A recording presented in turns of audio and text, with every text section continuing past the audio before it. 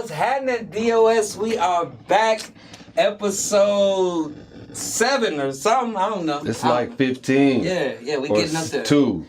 It doesn't matter. It's the best episode. You know why? Because the day is that day. I am your great host, Mr. Money's Worth, the Don Julio Don SQUIZZY TAYLOR. Hold up. You can't be the Don Julio Don now. Could you still be the Don Julio Don? I'm just taking a break, bro. Can we just continue?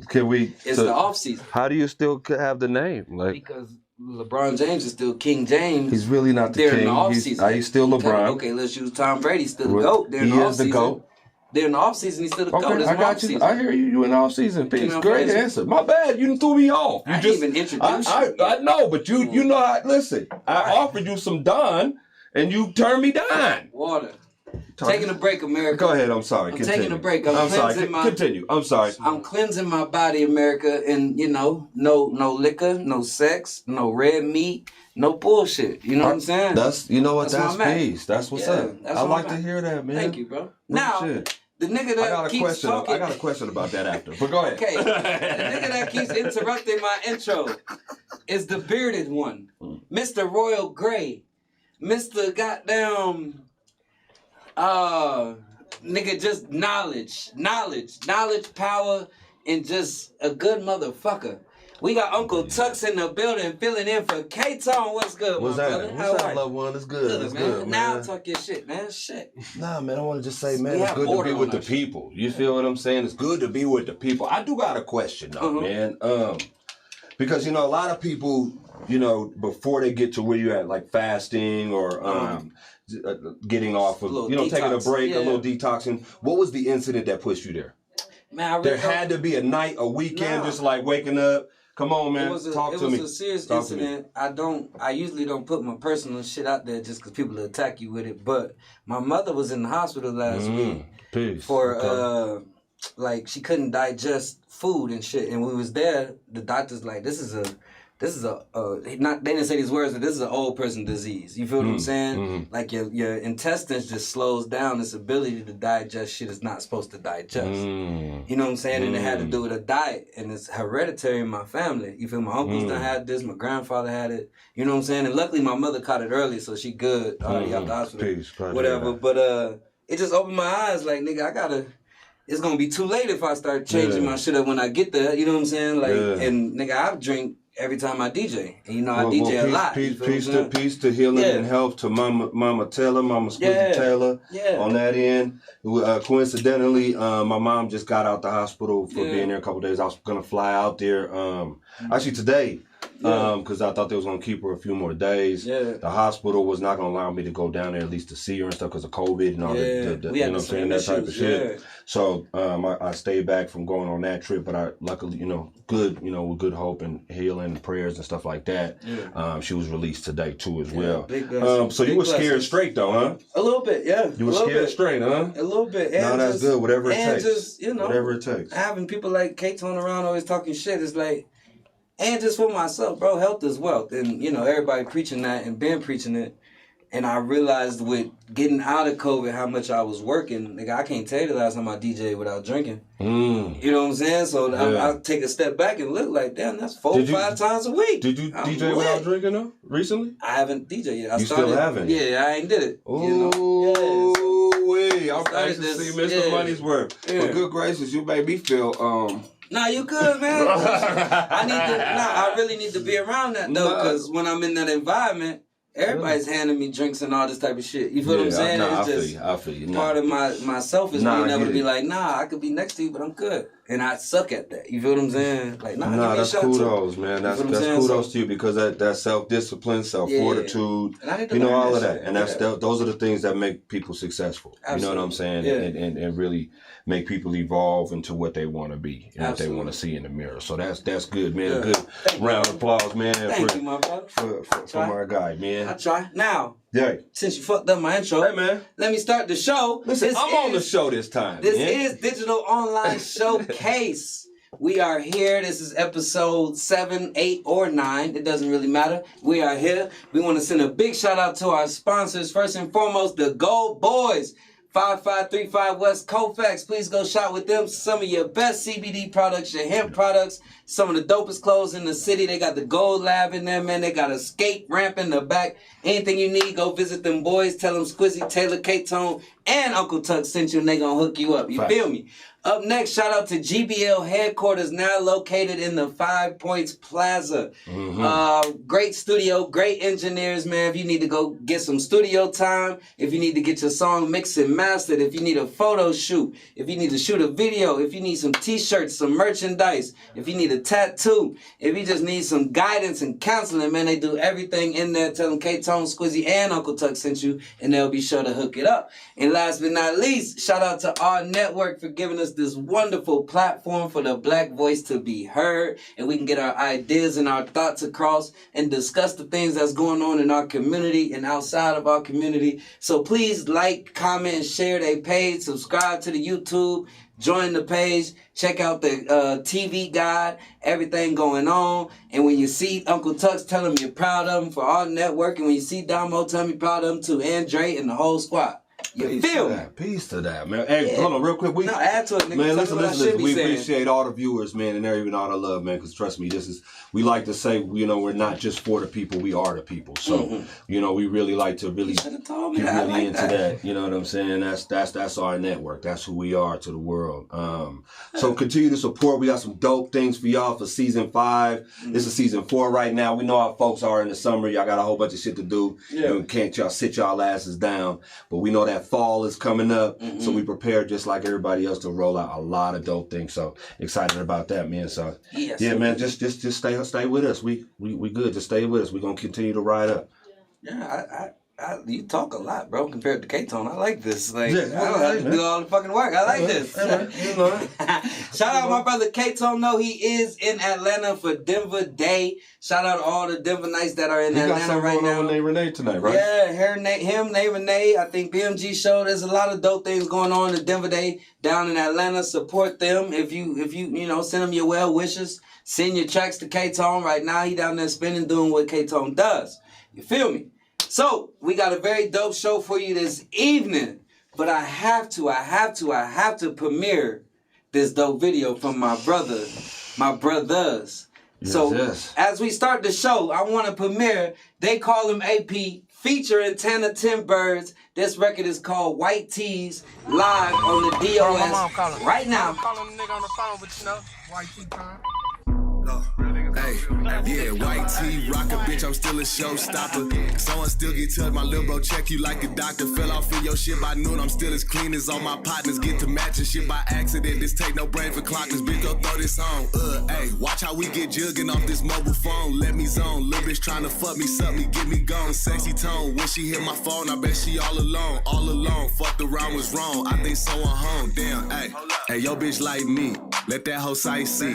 Feel like $100 million in this white tee. Bitch, bet I make a couple dollars in this white tee. That little shit you be worried about, it don't excite me. You still ain't made no buck and yours you lacking. No time to change, man, we got stains, spot the package. Got lean and rock on me like this Atlanta with no practice. Free my niggas till it's backwards. Why you think these niggas trapping? Hey, we make a play, y'all go wait a day. We go double change, fuck your gang, thinking it's a game. Ain't no such a thing, fuck who came, let's they get the same. Bitch, jump out my lane, keep your name, we ain't need no fame. Still can hit your dang, hey. Say Joe bitch like me, let that whole sight see. Feel like $100 million in this white tee. Bitch, bet I make a couple dollars in this white tee. That little shit y'all be worried about, it don't excite me. But yo bitch like me, let that whole sight see. Feel like $100 million in this white tee. Bitch, bet I make a couple dollars in this white tee. That little shit y'all be worried about, it don't excite me. Bitches, birds in a white tee. Selling runs by the bowl, yeah, it's pricey. Effing in stock, 20 shots, they don't like me. Necklace filled with white frostbit, look like icy. Bought all of my shooters, got the trap like the Oracle. Them VVs on your white tee, that question is rhetorical. I was in the trap when they came out with white tee. Now it's off-white sneaks, every pair that they release. Little homie caught a body, I helped pay the bond. No snakes in my grass, pay the upkeep on my line. Disrespect my name, we gon' put you on the white tee. Precious shit in real life, keep it off my IG.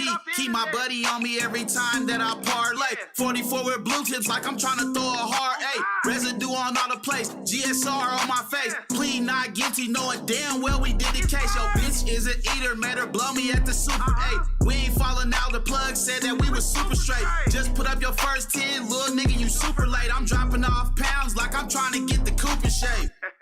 Say Joe bitch like me, let that whole side see. Feel like $100 million in this white tee. Bitch, bet I make a couple dollars in this white tee. That little shit y'all be worried about, it don't excite me. But yo bitch like me, let that whole side see. Feel like $100 million in this white tee. Bitch, bet I make a couple dollars in this white tee. That little shit y'all be worried about, it don't excite me.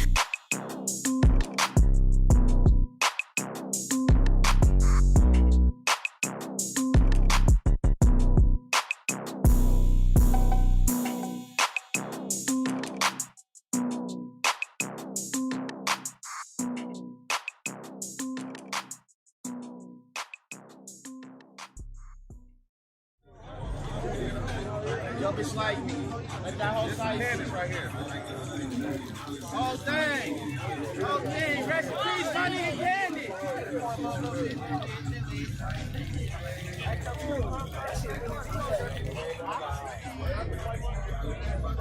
Yeah, they call him AP, featuring Tana Timbers. That record is called White Tee.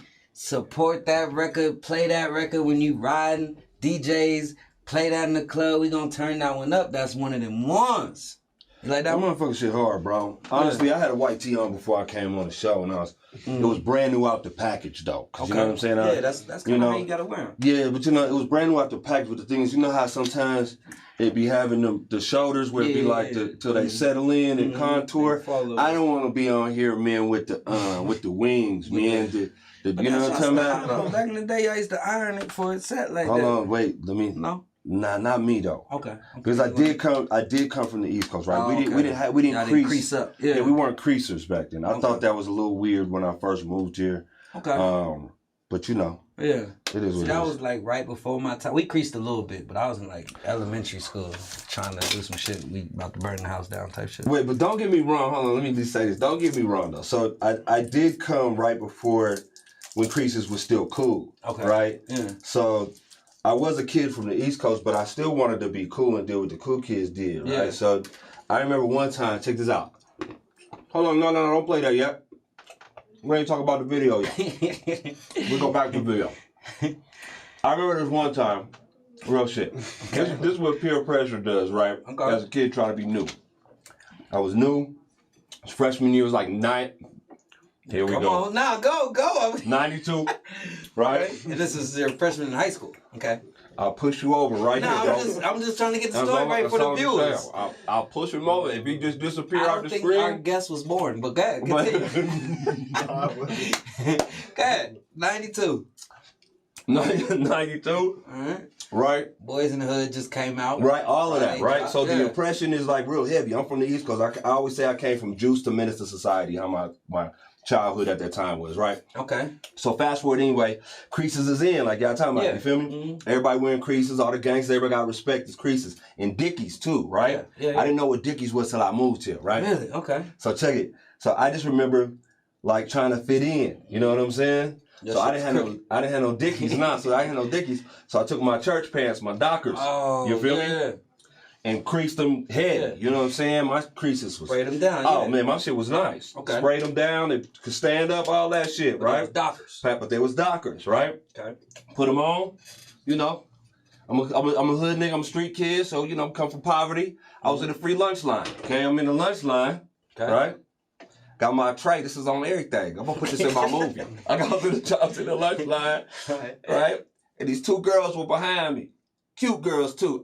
Matter of fact, I know y'all name right now. I'll call y'all out right now. I swear to God, I know y'all first and y'all fucking last name. No. Because y'all hit with me. This shit resonated with me. All right. They was behind me, Jones, and they was like, look at this nigga with his church pants on trying to play like they did. They called me all out, bro. Right there. You know, I can't go nowhere because he's stuck in the line. They was on me. They was on me the whole way. But yeah, anyways, yeah, that's my story with the creases, bro. That's So did you keep creasing after that? Or you like, fuck them creases? Fuck them creases, man. I'm gonna stick to it the fuck out now, man. Okay. Shit. Damn. Yeah, that was fucked up. Kids is cruel, bro. They are. And it was worse back then. They say it's bad now. Kids was way worse back then. Kids was way worse back then, bro. So bad. It was so bad. But yeah, shout out to AP. They call him AP. Shout out to 10 of 10 Birds. That record is called White Tee. Support that record. And we talking about music today, Tux. We talking about the state of Colorado music, the state of R&B music, okay. Hold on, wait. Independent music. Okay, that's my type of conversation. Yeah. Okay. I think that's a good topic for the day. This my type of shit. So, one, we got Tux on the show that, is so unapologetic and just so, this is what I think. I don't give a fuck what you think about what I think. He's that type of guy. But in order to do this, we brought another one of those controversial, opinionated people. Yes, sir. To get a more in-depth look at the state of Colorado and the state of music in independent music. You feel me?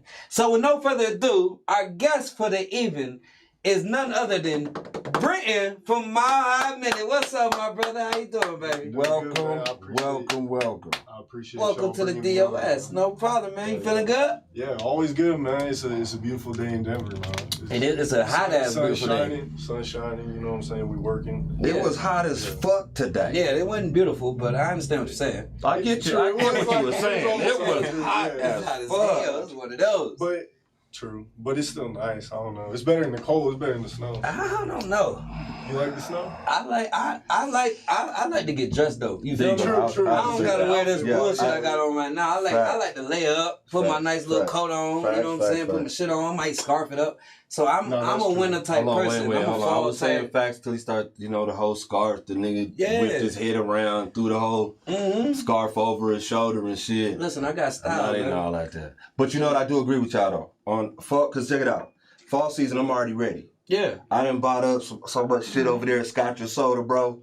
Just ready for telling everybody the spot. Yeah, my bad, man. My bad. It's something else. Yeah. Oh my gosh, bro. Oh my god, the shit's so soft on me. Yeah. But I can't wait till fall because I like to dress. So Brenton, I like to get up. This is DOS. We all know each other and have met each other all through music. You feel me? That's what brings most of us together in this community. So if you don't mind, we like to start before we get to digging into you and what you have going on. We always start with the music. So we got a couple records that have been submitted today, and we just ask for your honest opinion and feedback. If you like it, tell us you like it. If you hate it, be honest and tell us you hate it. If they can work on this, say that. You down to help us out with that today? Let's hear it, man. Tux, all about it. Let's go. Tux, you down to help us out with that today? Fuck it. Let's do it. Let's run it. All right. I'm with it. Let's run. So, artists, before I do that, artists, if you do want to submit your music, it's way too late right now. It might not be too late this week, but if you do want to submit your music, it is digital online showcase at gmail.com and send a $10 cash app to $SQUIZZY TAYLOR. If you want your video played like we just played AP, send a 20 instead of the 10 and we'll get it in. You feel what I'm saying? Like I did that? That was pretty cool, man. That was kind of hard. I did that. You're starting to become a rapper, bro. Come on now. Bars! Hello. All right. With no further ado, let's get it going. Up first, we got, hold on, let me make sure I'm right. We got JL. This record is called Confidence. JL Confidence. Right now, live on the DOS.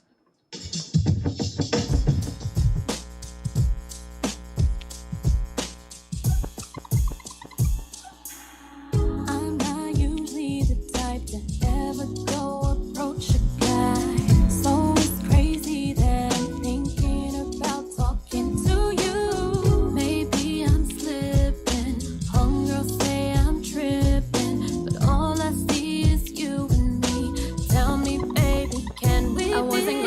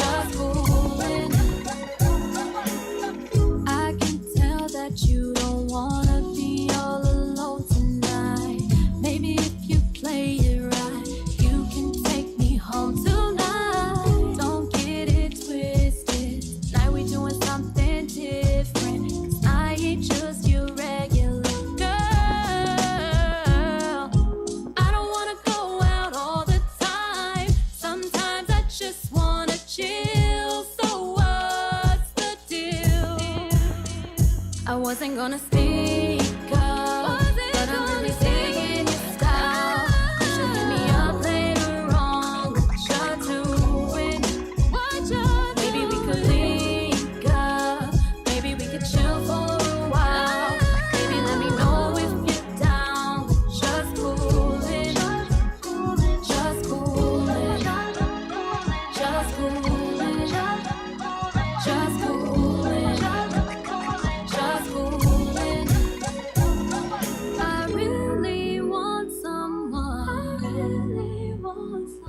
that can show me something new. And I hope I find that one that can show me that in you. I wasn't gonna speak up, but I'm really digging your style. You should hit me up later on. What you're doing? Maybe we could link up. Maybe we could chill for a while. Maybe let me know if you're down. Just coolin', just coolin', just coolin', just coolin', just coolin'. Right, all right. I made a mistake. That is Jay Loren. Jay Loren, that record is called Coolin'. Jay Loren Coolin' is the name of that record. I'm going to start with UNCLE TUXX. What you think about that one, bro? That was a good record, all right. Let me say in the terms of the record, like it was a good record. Like, you know what I'm saying? The verses weren't too long, the hook came in, you know, just cooling and still playing, repeating, you know what I'm saying, over in my head. The thing is, though, it is a dated record, though. To me, it did feel like it was like, it could have been like on a Above the Rim soundtrack type shit. It definitely had the soundtrack vibe, you know what I'm saying? But it sounded like she could make music, you know what I mean? Her voice wasn't dynamic to be, you know, it wasn't like, ooh, ah, you know, specialty in the artist, but I think there's a pocket there where she, you know, that was a good record. Yeah. It was all right. Okay. It was Brandon, all right. what you think There's about potential in that.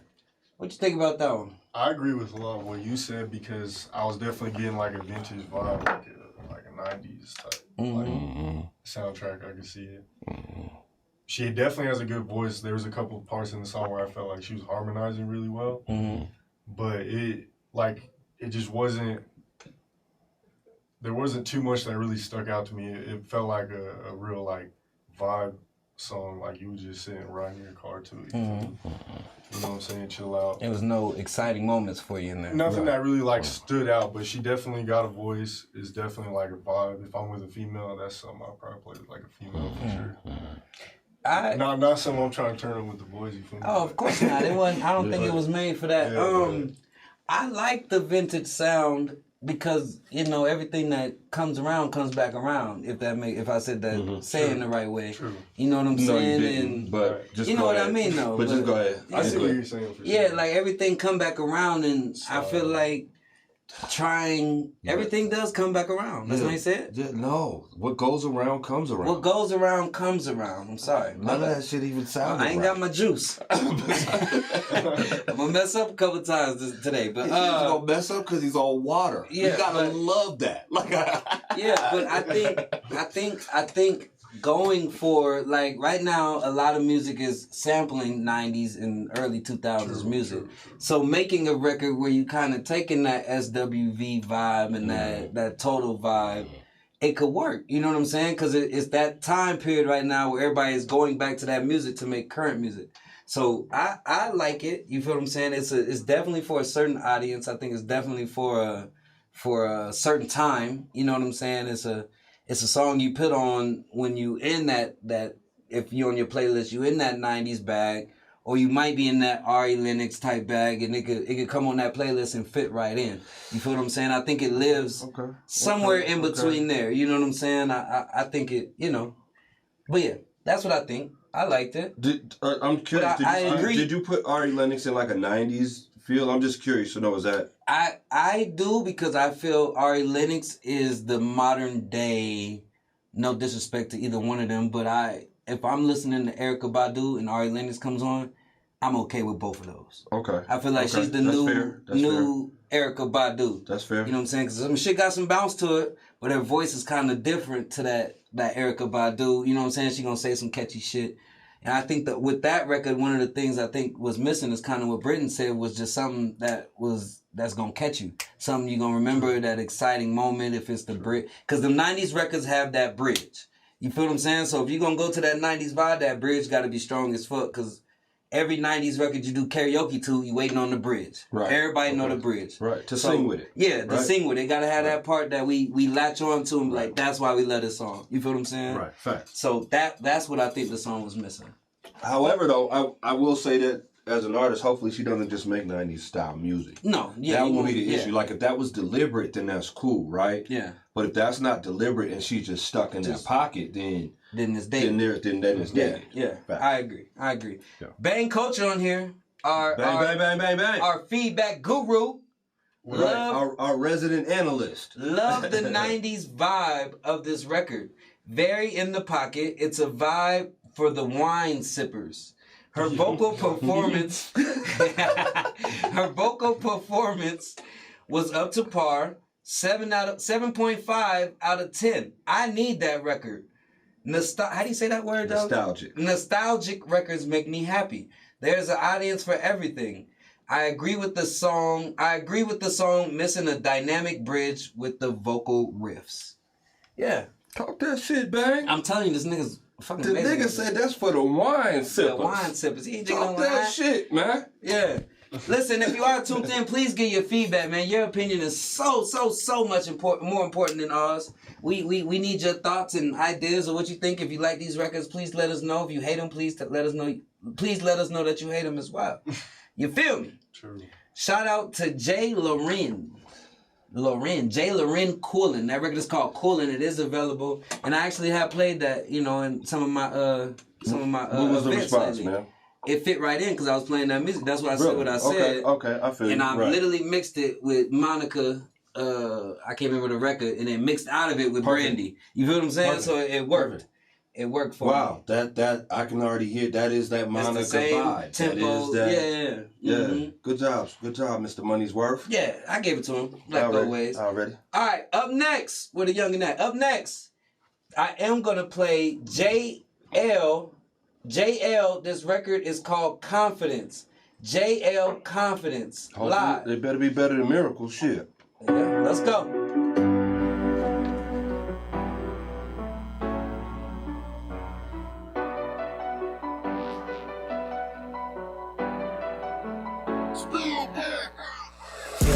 Confidence, stun like you running shit. My lady bad as shit, so she boosting my confidence. I got a big ego, you other niggas irrelevant. You won't bring me down a bit, I ain't cocky, I'm confident. Kill them with confidence, kill them with confidence, kill them with confidence, kill them with confidence. I got a big ego, you other niggas irrelevant. You won't bring me down a bit, I ain't cocky, I'm confident.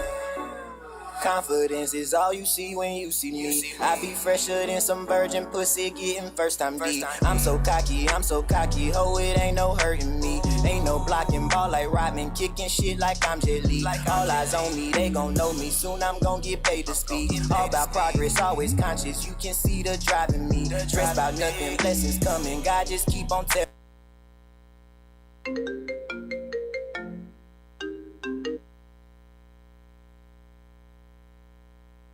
Telling me, since I'm chasing, no time's wasted. I got kids with lots of needs. I want Benzes, I want Royces, trying to live so lavishly. I want shows with lots of fans so I can cause catastrophes. Travel all across the land, but on the beach all in Belize. I stay confident, that's the only way you win the key. Fill them with confidence, stun like you running shit. My lady bad as shit, so she boosting my confidence. I got a big ego, you other niggas irrelevant. You won't bring me down a bit, I ain't cocky, I'm confident. Kill them with confidence, kill them with confidence, kill them with confidence, kill them with confidence. I got a big ego, you other niggas irrelevant. You won't bring me down a bit, I ain't cocky, I'm confident.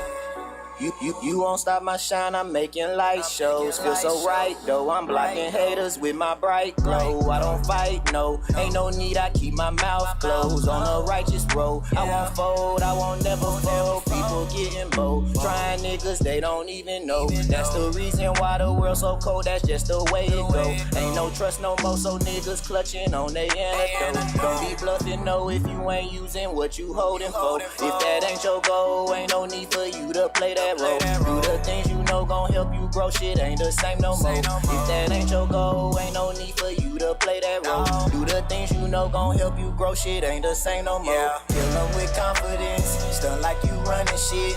My lady bad as shit, so she boosting my confidence. I got a big ego, you other niggas irrelevant. You won't bring me down a bit, I ain't cocky, I'm confident.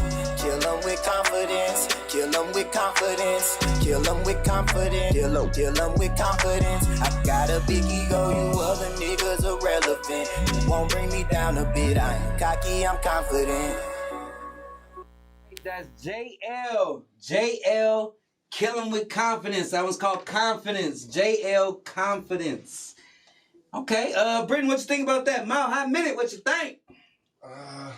I mean, I think the beat choice was cool. Like, I could definitely see someone doing like a solid record on that.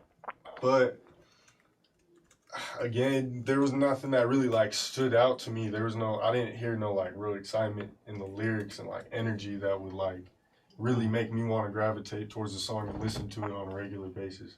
Mm-hmm. I would say he flows good. I feel like he has a good flow and good rhythm, and like he has good beat choice. I think he knows what he's doing, but I feel like he's got to work on like just bringing more energy into the studio and like really, you know, falling in love with the craft and letting just being him. Yeah, bring more confidence to it, huh? Yeah. Good points. Yeah. Okay. Touche. Okay. Tux, what you think, bro? It was good. I think it was all right record. One thing, good points though, real shit. I think one thing is he definitely understands the sound, right? Mm-hmm. He gets that part. It was one of those songs that, so there's a good and an evil with a song that gets irritating, right? Mm-hmm. You're a song that's really irritating.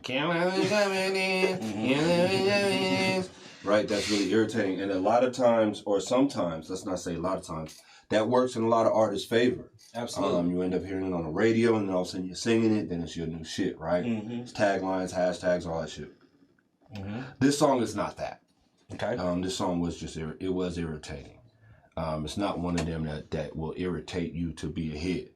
But he definitely has the sound. And I think that's, you know, connects to the point, you know, what Britton's saying is the fact that it was nothing, there was no excitement, there was nothing to connect to, it was nothing to be like, you know, ooh, you know what I mean? He wasn't bringing you in with the record. So you couldn't relate to the lyrics. Yeah. And I see, but I will say this though. If you are looking for a titling though, that Killing with Confidence though is a good titling, meaning it can go on ESPN, sports shows, right, movies, shit like that. Mm-hmm. But you still need to put a little bit more oomph into it, man. A little more, as you would say, confidence. You kind of took the words out of my mouth. That song, I think it was catchy. I definitely think it could go on a movie, a commercial type of joint. It just doesn't have a home. There's nowhere where and this is my personal opinion, there's nowhere where I would listen to that song. I don't want to hear that song when I'm in the gym. I don't want to hear that song when I'm at the club. I don't want to ride to that song. No, it's just not, it doesn't, I can't put it. You can't do that? I just don't know where to put it. No, that's not there. Yeah. No. I can't see where to put it. Like, what type of playlist is that on? What record? And sometimes that could be a good thing, but then sometimes when you're an unknown artist, it got to be something to compare it to, somewhere where it lives, where it can flourish, and all that. And I can't see where that record lives. Like, it's not even, most time when I don't know, like, that might be on the playlist. I'm not seeing that on the playlist right now with, you know, where music is at right now. But I don't think it's a bad song. And I think that hook could make him some money and some publishing and, you know what I'm saying, getting it placed somewhere like that. But I still agree with everything y'all saying. You got a really good voice. Let's go to I our. was just picturing it in the gym. It really make it work. In the But look gym. at us. We all know the goddamn hook. All right. Yeah, right. So, one of the comments says, hook is somewhat catchy. Over time, it may stick in your head. Beat not too bad. I give it a 7 out of 10. Okay, Bang coaches 7 on out here. of 10. Come on, Bang. No, that wasn't Bang. That wasn't Bang. That was Dominic Hayes. Come on, Dominic Hayes. 7? 7 out of 10. That's high, bro. It's only 10. Okay. It's a decent. It's a decent record. I feel like the song content and delivery clashes with the production. I think lyrically it's dope, but it doesn't have those moments that a beat like that needs. 6 out of 10. That's from a beat producer. So it just doesn't mesh in a cohesive manner. Maybe take a page out of K Camp's book stylistically. I like the feedback. Yeah. Who this nigga think he is? Stephen A. Smith, nigga? Who the fuck? This nigga? Yo, I hear you. I know what all the words mean. We gotta get this nigga a chair. Okay, real shit. This nigga got the inside scoop. Nah, for sure. Shout out Bang. That was JL Confidence. JL Confidence. Okay. Let me say, because he hit it on the head with the K Camp. Mm-hmm. You feel what I'm saying? Yeah. Real shit. No, for sure. Good point, G. That was good. All right, let's keep it lit. Up next, we got G.I. Flow. G.I. Flow, this record is called Praying for Numbers. G.I. Flow, Praying for Numbers.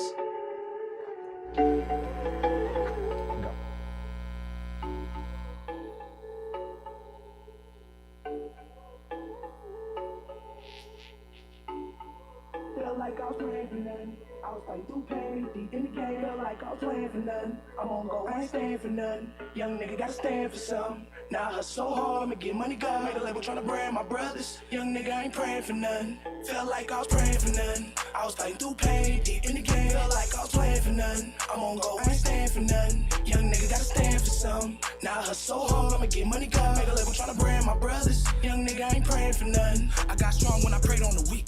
I started winning when I played it for keeps. I got clout like I made it for real. I game hoes and they playing for me. If she ain't got no cash, I ain't got no time. Lost 720 and I lost my mind. Lost pistol, he got too much time. And if you gon' tell, don't do no crimes. I run in and take all your shit while you watch. A robber, no, I'm not a thief. And now with dick on your top, when up top. You know that it's up there with me. And if that shit up, then it's stuck there with me. Used to go trap on the bus with the heat. Funk in the trap, I'm a bus with the heat. BG free now, but got busted with heat. Jumped off the porch and I took it too far. I landed straight in the street. My mama ain't love me, I took it so hard.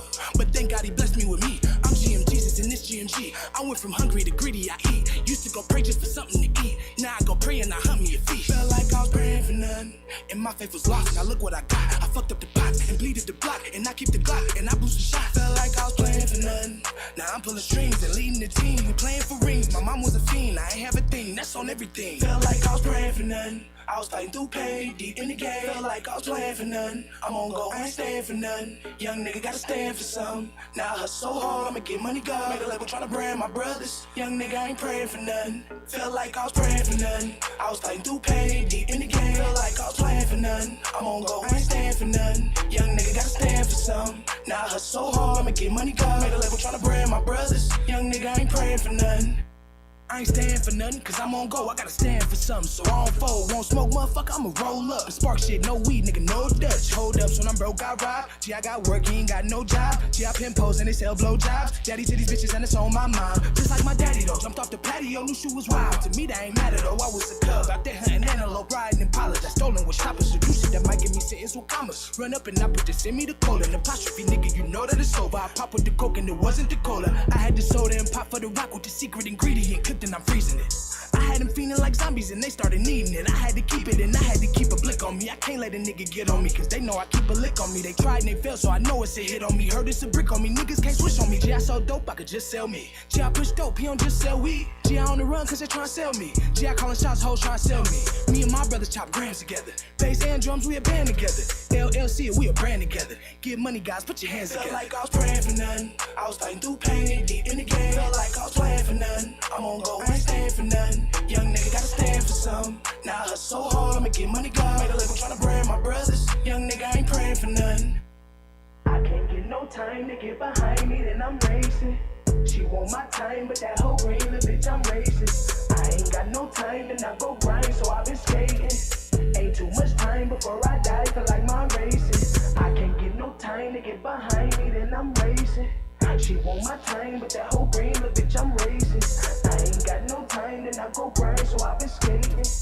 Ain't too much time before I die, feel like my racing. All right, that's G.I. Flow. G.I. Flow, Praying for Nothing. G.I. Flow, Praying for Nothing. Uncle Tuxx, what you think about that one? It's a good song. Okay. It's a good song. It's a good track. It's a good track. What do you say his name is again? G.I. Flow. G.I. Flow. G.I. Flow could rap. G.I. Flow got bars. G.I. Flow has a story to tell if his lifestyle matches, you know, a lot of the stuff that he's taught, his content, right? I think it gives that song a lot more weight, you know what I'm saying? Which means that it can carry itself pretty well. I'm not sure where its placement would be in the sense of like, it was that, because I was trying to figure it out, was that like, is that conscious rap, right? Is that gospel rap now considered nowadays? Is that just a regular song? Because I hear like NLE Chopper, you know what I'm saying? That type of shit where he's going with it. Yeah. You know what I'm saying? Where's right? You know what I'm saying? Where's that slotted? So for the song, right? Good. You know, it's a good song, but you're like, where's it gonna continue to exist, right? Yeah. Where's it grow at? But as an artist, I'd like to hear a lot more from him, honestly.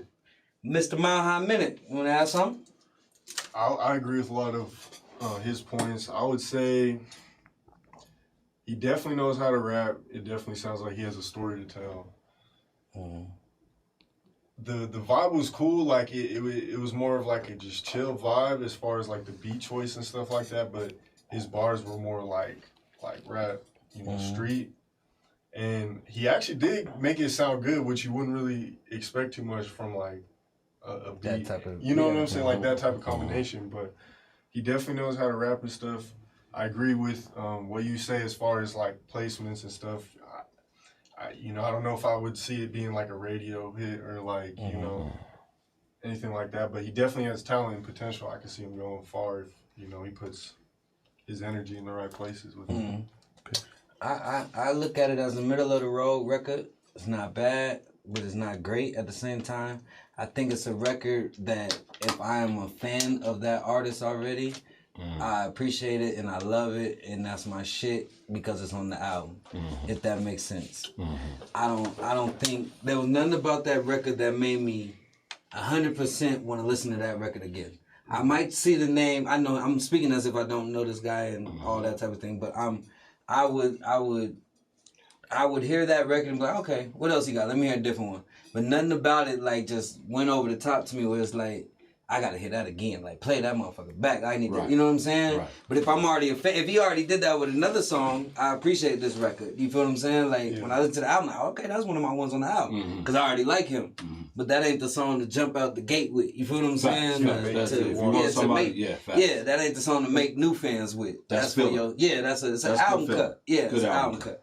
That's what I think, because he can rap. You feel what I'm saying? But I'd like to hear more music because I think he does have potential to have like a bar to be like, hold on, bring that back. Yeah, he just like, facts. Yeah, you know what I'm saying? Like, you know, that type that's shit. That's in the catalog. Yeah. But again, that's you know, artists also has to know, you know, because it's a day and age where artists have to become ready-made, right? There is no artist development. There is no more of that, right? You have to, so you have to know a record. You have to know when you have a chance to play a song and, you know, and get what song to choose, right? Yeah. What wave you want to, you know, create. You know what I'm saying? So. Because first, like anything in the world, first impression is anything. Facts. You feel what I'm saying? So Facts. Especially in this day and age. Yeah. So now every time you see G.I. Flow, I'm thinking of that record. You feel what I'm saying? Or anybody knew who you played record for. Right. You know. So. And people put in, it sucks, but you get put in the box now. Used already, right? Yeah. True. Yeah. Dope name. Super dope name. Super dope name. They can move, right? But shout out to G.I. Flow. I did a mixtape for him years ago. Oh yeah? Good dude. What'd you think of the mixtape, bro? Come on, let's talk about it. 6-7 years ago. I really honestly do not. I was fresh trying to learn. I was calling K-Tone like, bro, how the fuck do I? Like, I barely even knew how to do a mixtape. Okay. You feel what I'm saying? And so was you just accepted the check at the time? Yeah, it wasn't like because it wasn't like you excited about an artist like we got to do a mixtape like you was really invested in. He reached out to you, so we saw the potential in you then. Yeah, facts. He seemed absolutely. Peace to that. Yeah, peace to him. G.I. Flow. Let me read some comments from the. What did I just call him? I just gave him a great name. I forgot what it was. I don't know what the fuck. All right. One of the comments say, bro, definitely is a technician when it comes to flow pattern and delivery. His vocal kept me interested. I like the production choice of this record better. The hook is keeping me intrigued. This one grabs me. I give it an 8 out of 10. I think it lives on its own. He has his own lane. Keep progressing. Some artists ride waves, others create them. Damn, nigga, hold on. Wait. Let me. Yeah. Wait, what? I like it. Yeah. I can see that, though. I can see that. I like it. And from it's better than I like it. Yeah, and from an artist, that's the difference when you get an artist's opinion and a DJ's opinion. Yeah. And I look at it like, okay, I'm comparing this to what's hot, what the world is fucking with. Right. And as an artist, you know, those type of artists, your Kanye artist is like, how can I be completely different from everything people are hearing? That wasn't a Kanye song. I know that, but I'm saying... No, hear me out. What I'm saying is, there is a placement as artists. Let's not act like that's not a song or that's like some created lane or something like that. There's a dude, what's dude in New Orleans? D-Top, D-Wade, D1 or whatever. Yeah. He whatever is, y'all know who he is. He's made some viral hits too as well. Okay. You know what I'm saying? Those are the type of raves. Yellow Pain, stuff like that. You know what I'm saying? There are artists that actually ride that lane, right? Yeah. Okay. So there is still an approach to have that lane. It doesn't take away like what's needed to have a grasping record. You feel what I'm saying? Mm-hmm. You continue to do what you're doing, but still understand like we're listening for the grasping. There's still components that there's still components no matter what the fuck you're doing. Yeah. So continue to be who you are, be unique, create your lanes. But if you're also gonna blaze and trailblaze a lane. A blaze is key word too. Also, it's a trail. Meaning you could see that shit, you could feel that shit. Mm-hmm. It's a blaze. It's like, what the fuck is going on over here? Yeah. That type shit. That's not that if you're a trailblazer. And I think there's like a good middle ground too. Like, of course you want to create your own wave, but at the same time, you're going to get the sauce from everyone in the world too. You know, like you're going to have your influences regardless. Yeah. But yeah, I mean, as long as you have your own twist, I feel like. Yeah. Okay. All right. Because impact is impact, right? Impact is impact. So say if you want to make an impact, you have a local record, it's only going to impact so-called local or street, whatever it is. But if you have if no matter what your impact is, you can make whatever song, whatever genre you're in, you can impact that globally. Yeah. You see what I'm saying? If you do it the right way. You know what I'm saying? I.e. music. Yeah. You know what I'm saying? Yeah. So, but yeah, go ahead. All right. G.I. Flow, praying for nothing. Last one. This is, I hope I don't say it wrong, Tighty. I'm hoping it's Tighty. T-Y-T-E. Tight. Tight? Yeah, oh, just tight? Okay. Mm-hmm. Tight. This record is called Hit. Tight record called Hit. Right now live on the DOS. I told him I be dropping that shit that the streets be waiting for. Bit like number 4. Tight. Pull out the stick. Hit. Bet I caught a whole 9. I hit. I just left the fucking jeweler. I'm hitting. I just dropped a new song. This a hit. Pull out the stick. Hit. Bet I caught a whole 9. I hit. I just left the fucking jeweler. I'm hitting. I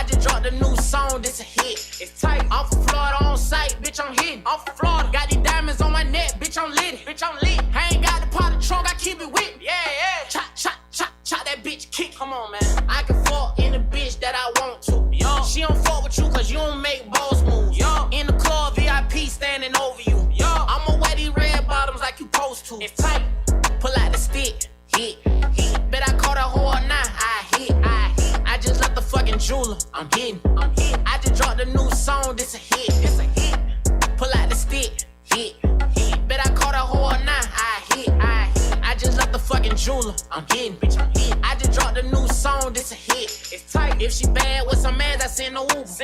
I take your ass out that PT Cruise. Skirt. This the type of bitch you find inside a movie. Yeah. All these VVS bitch on the coolest. Come on, man. I told the jeweler make me feel like a popsicle. Yeah. If they reach for my chain, I'ma overkill 'em. Yeah. Put the set on the chain, that's a murder game. No partner died, you ain't spin, we ain't the same thing. Tight. Pull out the stick. Hit. Bet I caught a whore now. I hit. I just left the fucking jeweler. I'm hitting. I just dropped a new song. This a hit. Pull out the stick. Hit. Bet I caught a whore now. I hit. I just left the fucking jeweler. I'm hitting.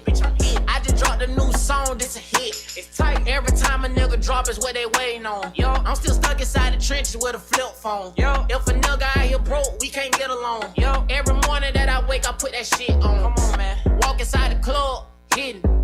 I look at a bitch, I'm hitting. I can blow a lot of money cause I'm getting. Yeah, I'ma make that shit rain on these bitches. It's tight.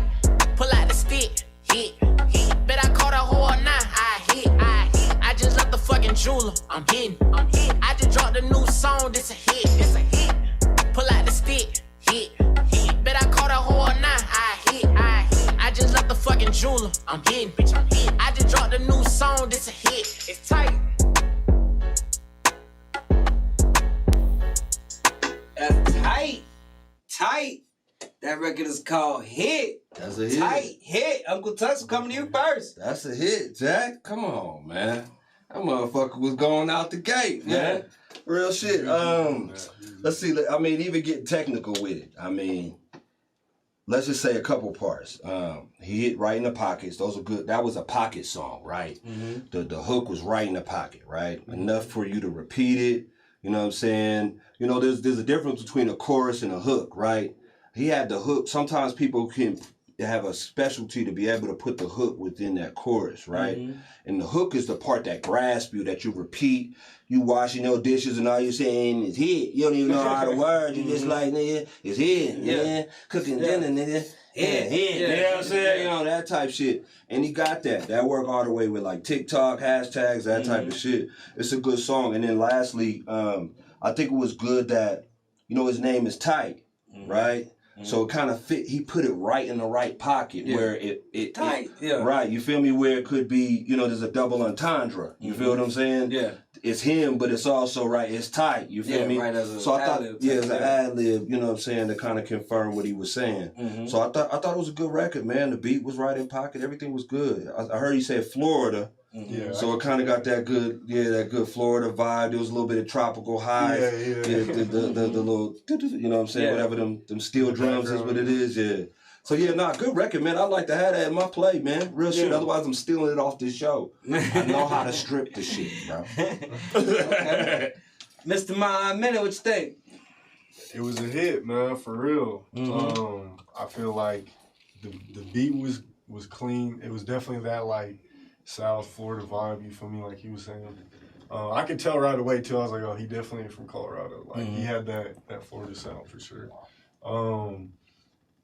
It sounds like it could be like a club hit, you feel me, or something. You could really like, you out having a good time with the homies, you at a party, whatever. Like that's something you could play, you feel me. And everyone's saying, bro, if I'm in the club, nigga, I'm in here with my drink, nigga, making sure I don't spill on the corners, nigga. I'm feeling real shit. Real shit. If I was to like criticize, like constructively criticize anything, I would say I with his name and like I want to like feel and see a little more content. I feel like with the song, there weren't too many lyrics that really stuck. But I kind of understand because at the same time, it's really meant to be just more of a vibe song. But I would say Tight as well. I don't know if I'm like a huge fan of that rap name just because like I feel like there could be something more catchy. But overall, as far as the song goes, like definitely I give it like a 7, 8 out of 10. That's something I would play like at a party or something if I'm having a good time. You feel me? Music always, that's the best when you're partying and having a good time. So. Yeah. That record's hard as fuck. And the reason I think that record is hard as fuck is because it has that bounce. It has that bounce. Whether you know him or not, you know the artist or not. If you put that record on in between two other records that the world loves and knows, they're not gonna stop dancing when that record comes on because it has that bounce. You feel what I'm saying? And like Tuck said, he did it. You could tell he got rhythm too by the way he was rapping and the way the song is put together. You could tell he can dance, if that makes sense. So he got some rhythm to his, you know what I'm saying? He knows what would I want to dance to. This is how I'm, you know what I'm saying? Say it like this and do it like that. You know what I'm saying? And that's the Florida in him. You feel what I'm saying? That rhythm and that bounce to it. I think that record's dope as hell. I will be playing that record this week. Yeah, I feel that. See, that's what this show is for. It's an international DJ right here talking that shit. Yeah, I'm Real definitely shit. gonna try that record out. Just some feedback. I don't like, because I heard this record yesterday on a different thing, and that shit is going viral on TikTok right now. Really? You know what I'm saying? Yeah. Wow. So got to meet him yesterday. So He's it like, makes bro, sense. It's taking off on TikTok out of nowhere. It's going up. You know what I'm saying? Like, makes sense. And That's exactly and what it's I said. crazy. It's only the beginning of the record that is on. Yeah. When people are hearing the full record, he's like, my numbers on Spotify going up. People are actually liking the record. Because sometimes on TikTok, they just like that part. You know what I'm saying? And it doesn't transfer over to people actually listening to your song. Right. You know what I'm saying? But that full song is actually good. Because he was saying it's only the... Damn, I turned out the speaker, but it's only the intro of the record on TikTok. You know what I'm saying? Like, he don't even get into his verse. But that's how it worked, though. Yeah, but exactly. that's I think that's perfect. I think that's exactly what it is.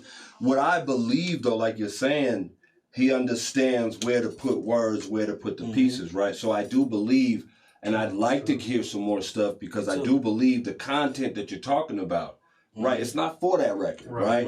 But I would like to hear that. Like that to me, that sounds he could fit in the pocket of like a Yo Gotti, right? Who's able to make the hit record, the singles, right? But also give you some good content to grasp to and relate to, and you know that type of shit. And those are the ones that make like real artists to me, at least like real artists you grasp to, you know, legend, you know, that type of shit. So tight man, shit, man. You got me looking for you, real shit. I'm definitely gonna take that record myself, just put it in my playlist, cause you know I like to be up on shit, and that's one I would like to be up on. Shit. Yeah, thank you for that. Let me read some comments. Another one of them new age catchy hits. 8 out of 10. That record had me jugging. Tight. That's a killer. That's a bop. I appreciate the, I say that word, simplicity. Simplicity of the production as well as the bouncy nature of the song in its entirety. It's definitely catchy as fuck. Bro gave some bars that stand out and add to the overall flow. Gotta appreciate that southern twang. 9 out of 10. It's titled properly.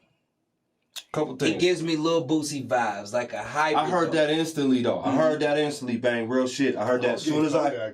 Kodak too. Kodak's the new... If somebody our age would say Boosie, you would say Kodak. They're the same thing. 100% get the whole connection on both of those artists. I do have a question for you, though, Squizzy. You said you would put it between two records. What would be those two? Like, if you... So, I don't even know the BPM, but I guarantee it's somewhere at the same tempo as a lot of the New Orleans records, like Wipe Me Down, All Mouse on the Track, that whole Trill Fam era, all those records, and I think it's somewhere in the 80s, low 90s BPMs if you on some DJ shit. So it would go, I'm trying to think of two current ass records right now. Maybe some Young Boy. I don't really play Young Boy in the Clay. I don't really have no bounce to it. And I want to talk about bounce in a second too. But like, so let me think. I can think of girl records. I'm trying to think. Type shit. Nope, that's too slow. That record's faster than that. So there's a record out. You know this record is like, I can't be your Batman because I be robbing these. It's a little young record we play. The older version where he sampled is Teach Me How to Dougie. But it's a newer version of that by a little young cat. It's right there in that tempo. Hot niggas in that tempo. Ooh, Young and Maze in that tempo. Wipe Me Down's in that tempo. All Polo G shit is at that tempo. A lot of Megan Thee Stallion is at that tempo. It's like that 80s. It's a lot of hits at that same tempo I'm playing that song back in my head, bro. That's a fucking hit. Pun intended. Yeah. Real shit. Yeah. Like real shit. I just playing that shit like, nah, that shit fit right there with everything I'm riding to right now. Is it out? Yes, that record's out. That record is out. That record is out. I don't know if it has a video, but the record is out. Yeah. I'll check that out. But yeah. So it's right there. Yeah.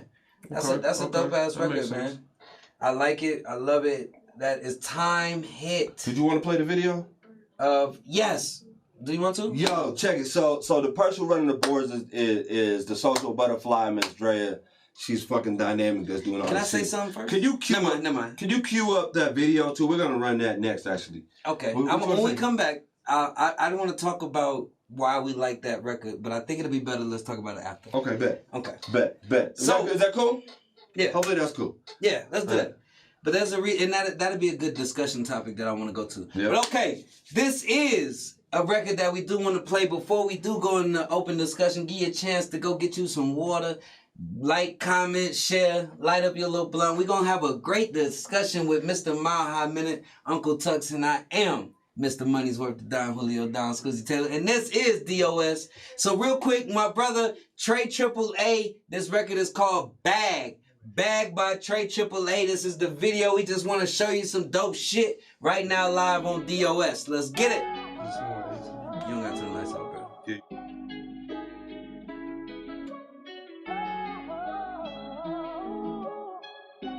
If you down bad, I'll put you right up on my back and get to running. If you want the facts, then just ask, don't make assumptions. Say, yeah, I got your back, and baby, that's no discussion. Just let me get back to the hustling. Ay, gym class, yeah, my racks did the front flip, and I need a big bag. I'm trying to pack all of my stuff in here. Whip fast, you'll get past it, you could jump in. Just don't be a 10 tag, you won't last more than a month. And almost gave me whiplash, looking back at all that dumb shit that I did in the past. But no cap, it was some fun shit. Throw my life, I risk that. If you ask, I won't change nothing. Cooking with the sauce, I've shed too many tears, no cutting onions. Took too many losses, but that's what makes it sweeter once I won it. Circle full of bosses, and that's what makes these squares all hate to love us. Keep them moving cautious, know my enemies trying to put me under. I was running out of options, I had to stay down or just to come up. Said, glow up, I can't dim my down. They know what's up, get lit when I'm around now. Look, but spill shit, I put you down. Hold up on my end when you get down. Down bad, I put you right up on my back and get to running. If you want the facts, then just ask, don't make assumptions. Say, yeah, I got your back, and baby, that's no discussion. Just let me get back to the hustling. I have to get it back and quit for nothing. Hey, I have to get it back and quit for nothing, no. Hey, respect to the ones that's out here hustling. If he flex, expect the streets to call his bluff, then yeah. V-Tech, boy, your phone ain't got no plug-in. I see you ain't eat yet, and I got my bread right out the oven. I'm too blessed to be stressed, can't kill my vibe, won't switch for nothing. And I had to neglect all of my life, some things I wanted to get to D-Check. But if I grind, my time gon' come in. This shit like a reflex, every time I move, I make some money. So I hustle and get money, so I'm up till it's sunny. So I hustle and get money, yes, I'm up till it's sunny.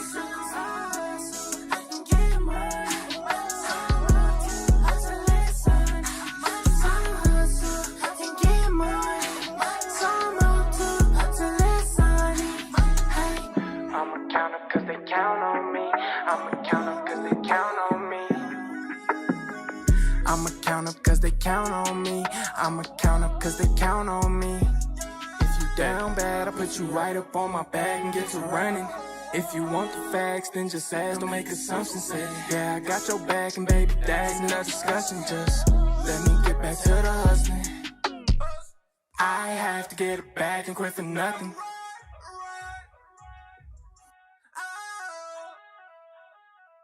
Yeah, that's Trey AAA Bag. I love the visual. You gotta appreciate Trey AAA, bro. Yeah. I think he represents the city very well, bro. I think he does too. I definitely do. I think he's very unappreciated. I think he's very underappreciated. I think he could make bags like Weekend style. Like let me not say that.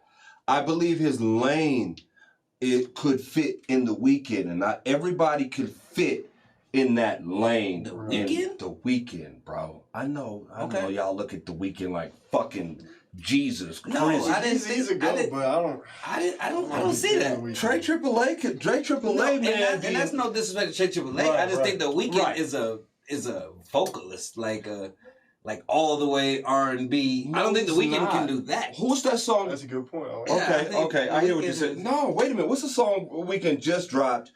He just dropped a song with a bell, not just dropped, but that song with Belly lets you know that you know what song I'm talking about? I don't. So it's with the artist Belly, The Weeknd. Okay. I believe it just recently came out. But we've been rocking. I've been rocking it recently because it's a you've been good listening record. to The Weeknd. Nah, this song came on. Real shit. Check it out. See when it come on. Real shit.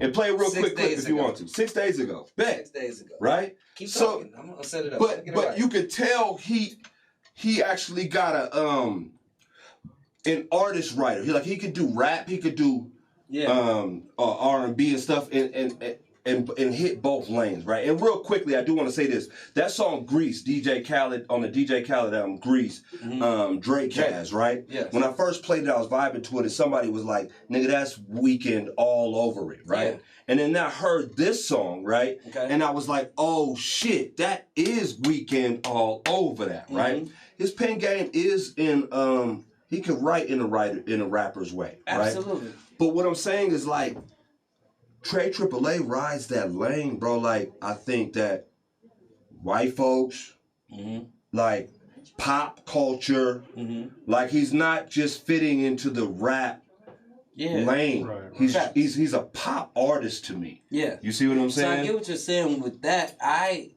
hear Young Thug way more than I hear The Weeknd influence. I mean, I hear Party Next Door. Good mix. That's actually, I can see both. I don't know. PNB rock PNB style. rock you know type. I know we don't get to say his name, but Tory Lanez type, crossover type artist. I think he's more. Tory. But I know he's more talented than. He's more talented of a rapper than you would give somebody like The Weeknd. I'm gonna play a clip, but I don't want us to get copyrighted, so I'm gonna make it real short. It's not gonna work. Okay. We'll play it. I'm gonna play it quick. Yeah, go right to where you see him. I'm steady on top, better believe. They keep praying I'ma fall, y'all better believe. I'ma die on top, better believe. I just watch my ops team up, y'all better believe. Y'all better believe. Trey AAA can pull all that off and not look like he's out of his element. Yeah. You feel what I'm saying? Yeah. Like you could literally see and do the whole walk in the suit, the whole video, the whole vibe. He could do that without being like, what is this nigga doing? Yeah. You feel what I'm saying? Yeah. That's kind of what I mean. What do you think of Trey AAA? What are your thoughts? I think he's definitely slept on and underappreciated. Like I thought that was definitely some solid word choice for him, because like I've definitely heard his name a lot around the city. Yeah, I've seen some of his work. I've ran into him before. Real cool dude. As far as that song goes, I see where you're coming from with the Weeknd vibes, because it is a slower, like more pop hit that you could see gravitating towards a wider audience. But I think the Weeknd sings a little more like it's more singing. Like Trey AAA is more of a vibe, I feel like. It's more harmonizing. Yeah. I wish I could think of the artist. Trust me, I get what y'all saying. I'm not saying that song was The Weeknd, right? Right. What I'm saying is basically what we just kind of just went over is that Trey AAA is not a crossover or he is a crossover rather artist, right? Where he can turn into The Weeknd tomorrow. Right? And do nothing but the Weeknd records, and nobody's gonna sneeze at that. You feel what I'm saying? Yeah. That's what I'm saying. He fits right in that pocket. I really believe he's underappreciated, not as like a rapper, but as a real artist, bro. Because if you even look at his videos from the beginning, they've always had what is it, a Senese Qua, whatever you want to say. You feel what I'm saying? Like a real. There's something that's not everybody's doing. There's an art piece to it. You know what I'm saying? He's unique. Yeah. Very. I could have said that just like that. Some of the comments say no comment needed. 10 out of 10. Trey is phenomenal. He just continues to grow and be consistent. He's definitely a star. I agree for sure, man. I think there's.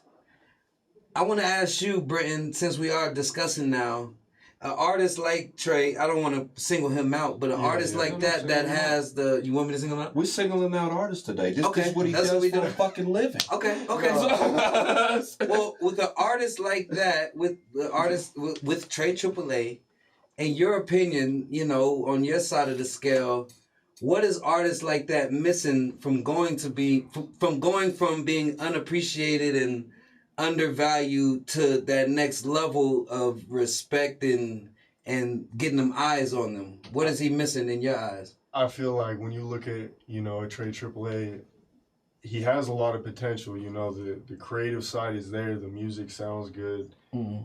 A lot of talent, you know, as even Trev would say, or a lot of people, you know, there's a lot of talent out here. But what would bring him to that next level, in my opinion, would be, I feel like he needs to be out there more, have more energy, networking, like running into people at the studios, interviews, like just more out there, you know what I'm saying, in people's faces from like a marketing business perspective. I feel like that really helps, you know, a really talented artist, you know, seem bigger and get to that next level and be more appreciated. You know what I'm saying? Can I say something about to that? Yeah. So let's talk about The Weeknd, right? We were just talking about The Weeknd, right? Yeah. The Weeknd's an artist that doesn't do that, right? That doesn't be at all the parties, that doesn't shake all the hands, that doesn't, you know, make himself known, things of that nature, right? You just have to just be in pocket or be a fan, right?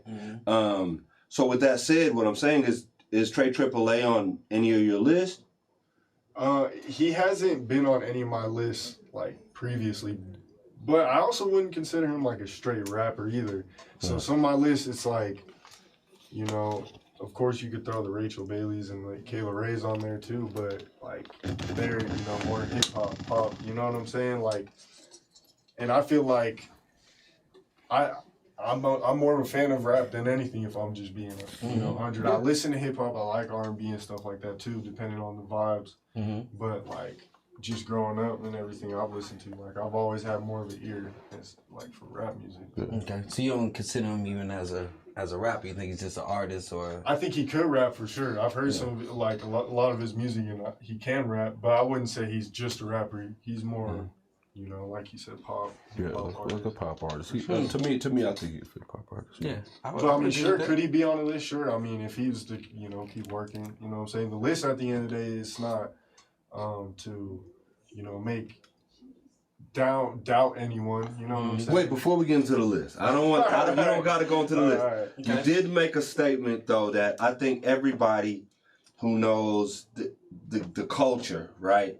This question is asked all over through the history of time. And you brought it up. You built a separation. My fault. What's the difference between hip-hop and rap to you? To me? Because I heard you separate that. Yeah. You feel what I'm saying? And a lot of people do, right? I do myself too as well. But a lot of people say, let me just hear, wait, you know what I'm saying? Hip hop and rap to me is like one and the same. It's like Nike and Kobe. It's like Nike and Jordan. You know what I'm saying? Like, they're the same thing, but at the same time, there's some differences from my perspective, you know, at least.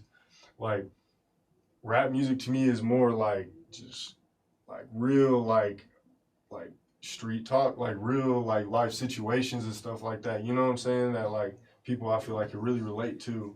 And hip hop to me is more like, yo, let's get this party jumping. You know what I'm saying? Like catchy stuff. More vibe. Yeah, something you can hear on the radio. Like, you know what I'm saying? More mainstream. Yeah. But I mean, yeah, that's what it's not an easy. Trust me. It's not an easy answer. Do you agree with that?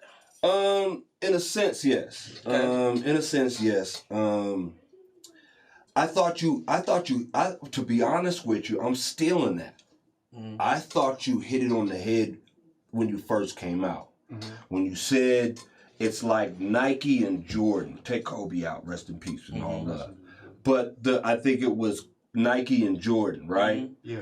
They're the same, but there's main differences, right? Right. And if we're using that, hip hop would be Nike. to me. Right. In the sense if we're using that, right? Definitely. But an acquired taste, but it's real, is the saturated market of it is a lot of love for rap. Right. And that's where I grab, and I agree with you. I understand relativity. I don't say it's just street. I won't say that. Right. There's some very dynamic rappers that don't have street content directly. You feel what I'm saying? Yeah. But they could rap out this fucking world. J. Cole. Right. A J. Cole. Right. Perfect example. And it's not on the radio with melodies and all the other shit, you know, certain songs. Right. So, but yeah, so I think it's I appreciate rap.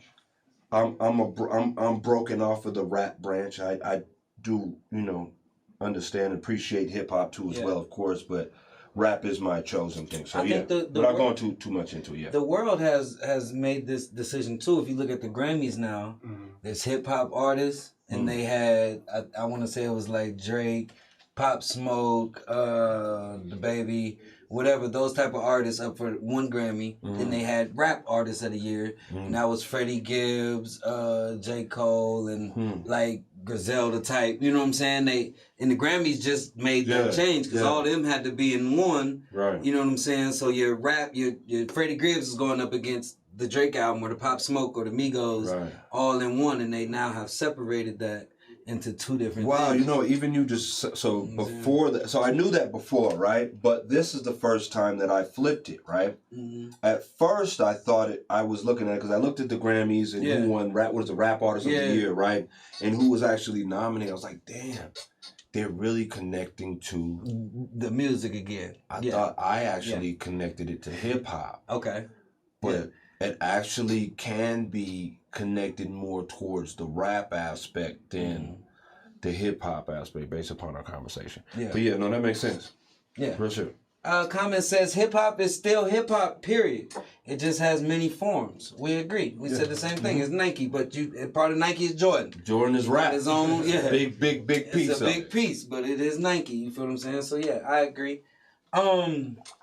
Damn, I had a wonderful question, but I can't remember. Oh, I was gonna go back to why we like that record. Time hit. Tight hit.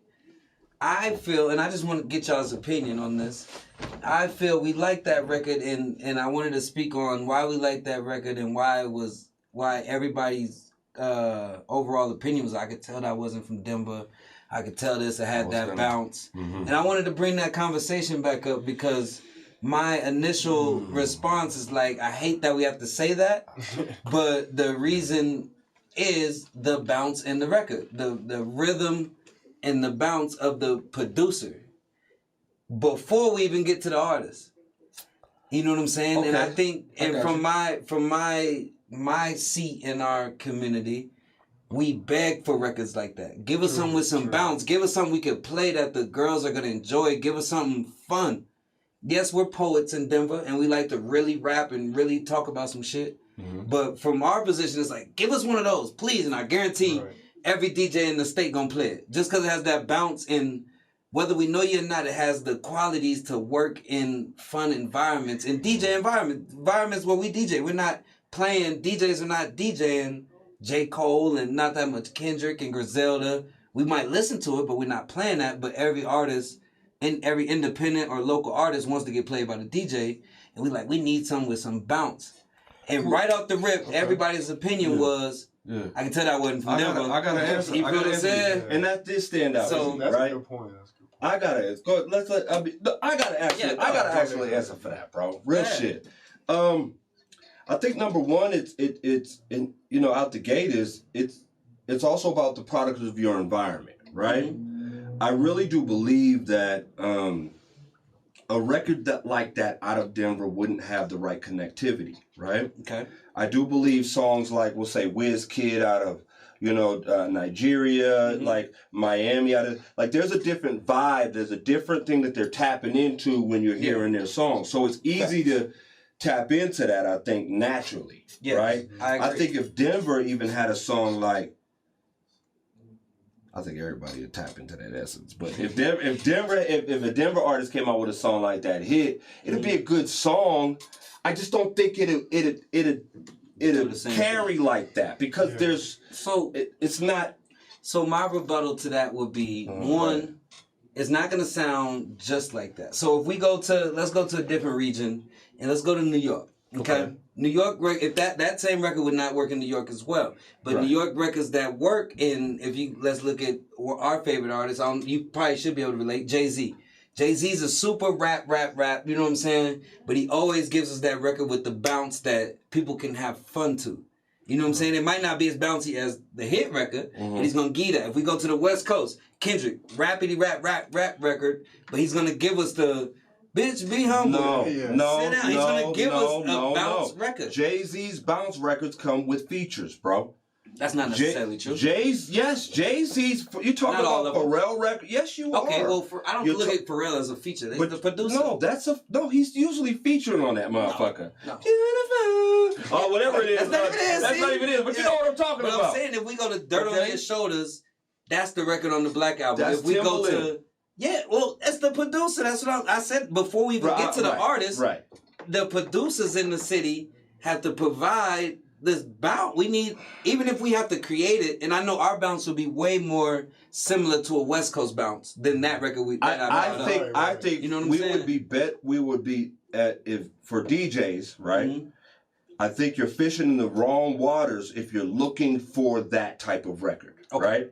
I think if you're looking for a hit record though, out of Denver or Colorado, you should be fishing for a Larry June style of record. That's too slow. That's not what. Hold on. What I'm saying is,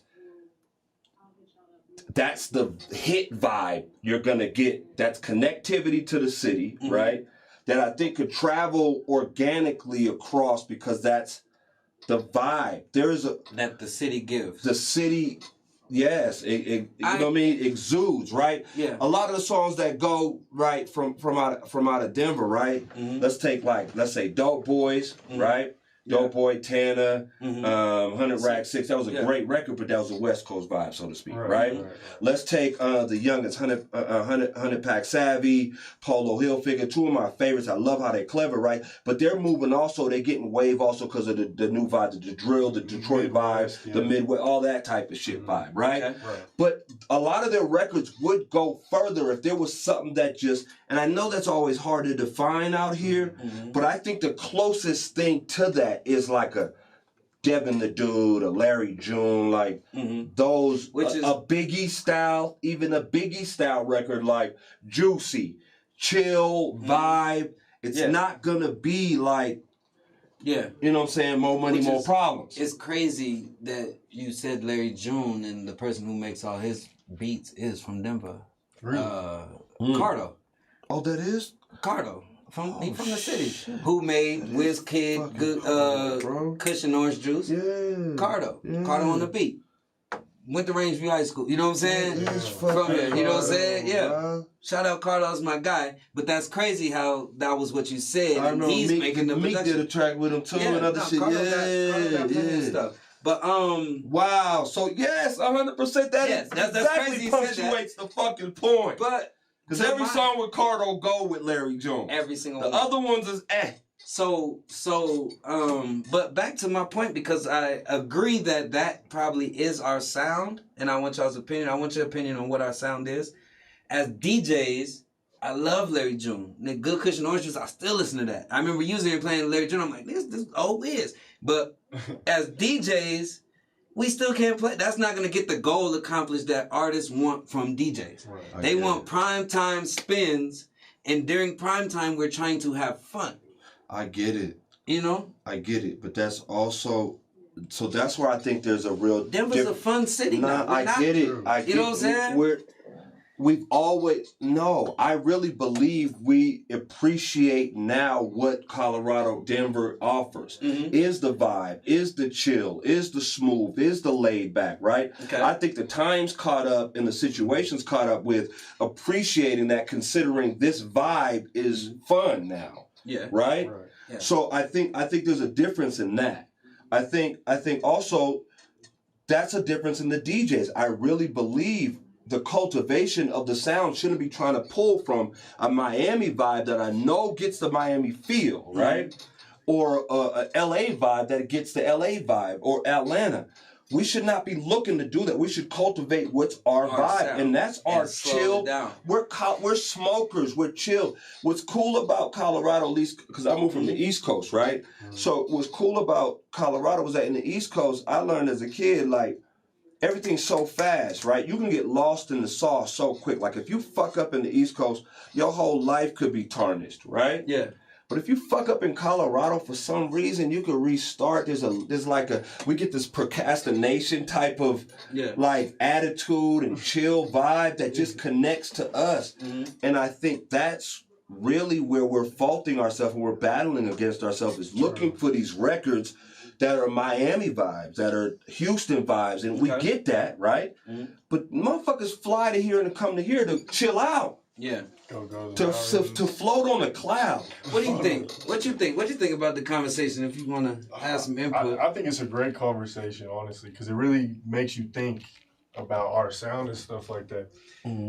I agree with a lot of what you were saying earlier, you know, as far as us having that West Coast and then also that Midwest vibe, because we're like right in the middle of all of it. But I do agree. I think we do need our own like sound that like sticks out, like, oh yeah, that artist from Denver, that artist from, you know, Colorado. I think that's just gonna happen with the growth of the city, and you know what I'm saying.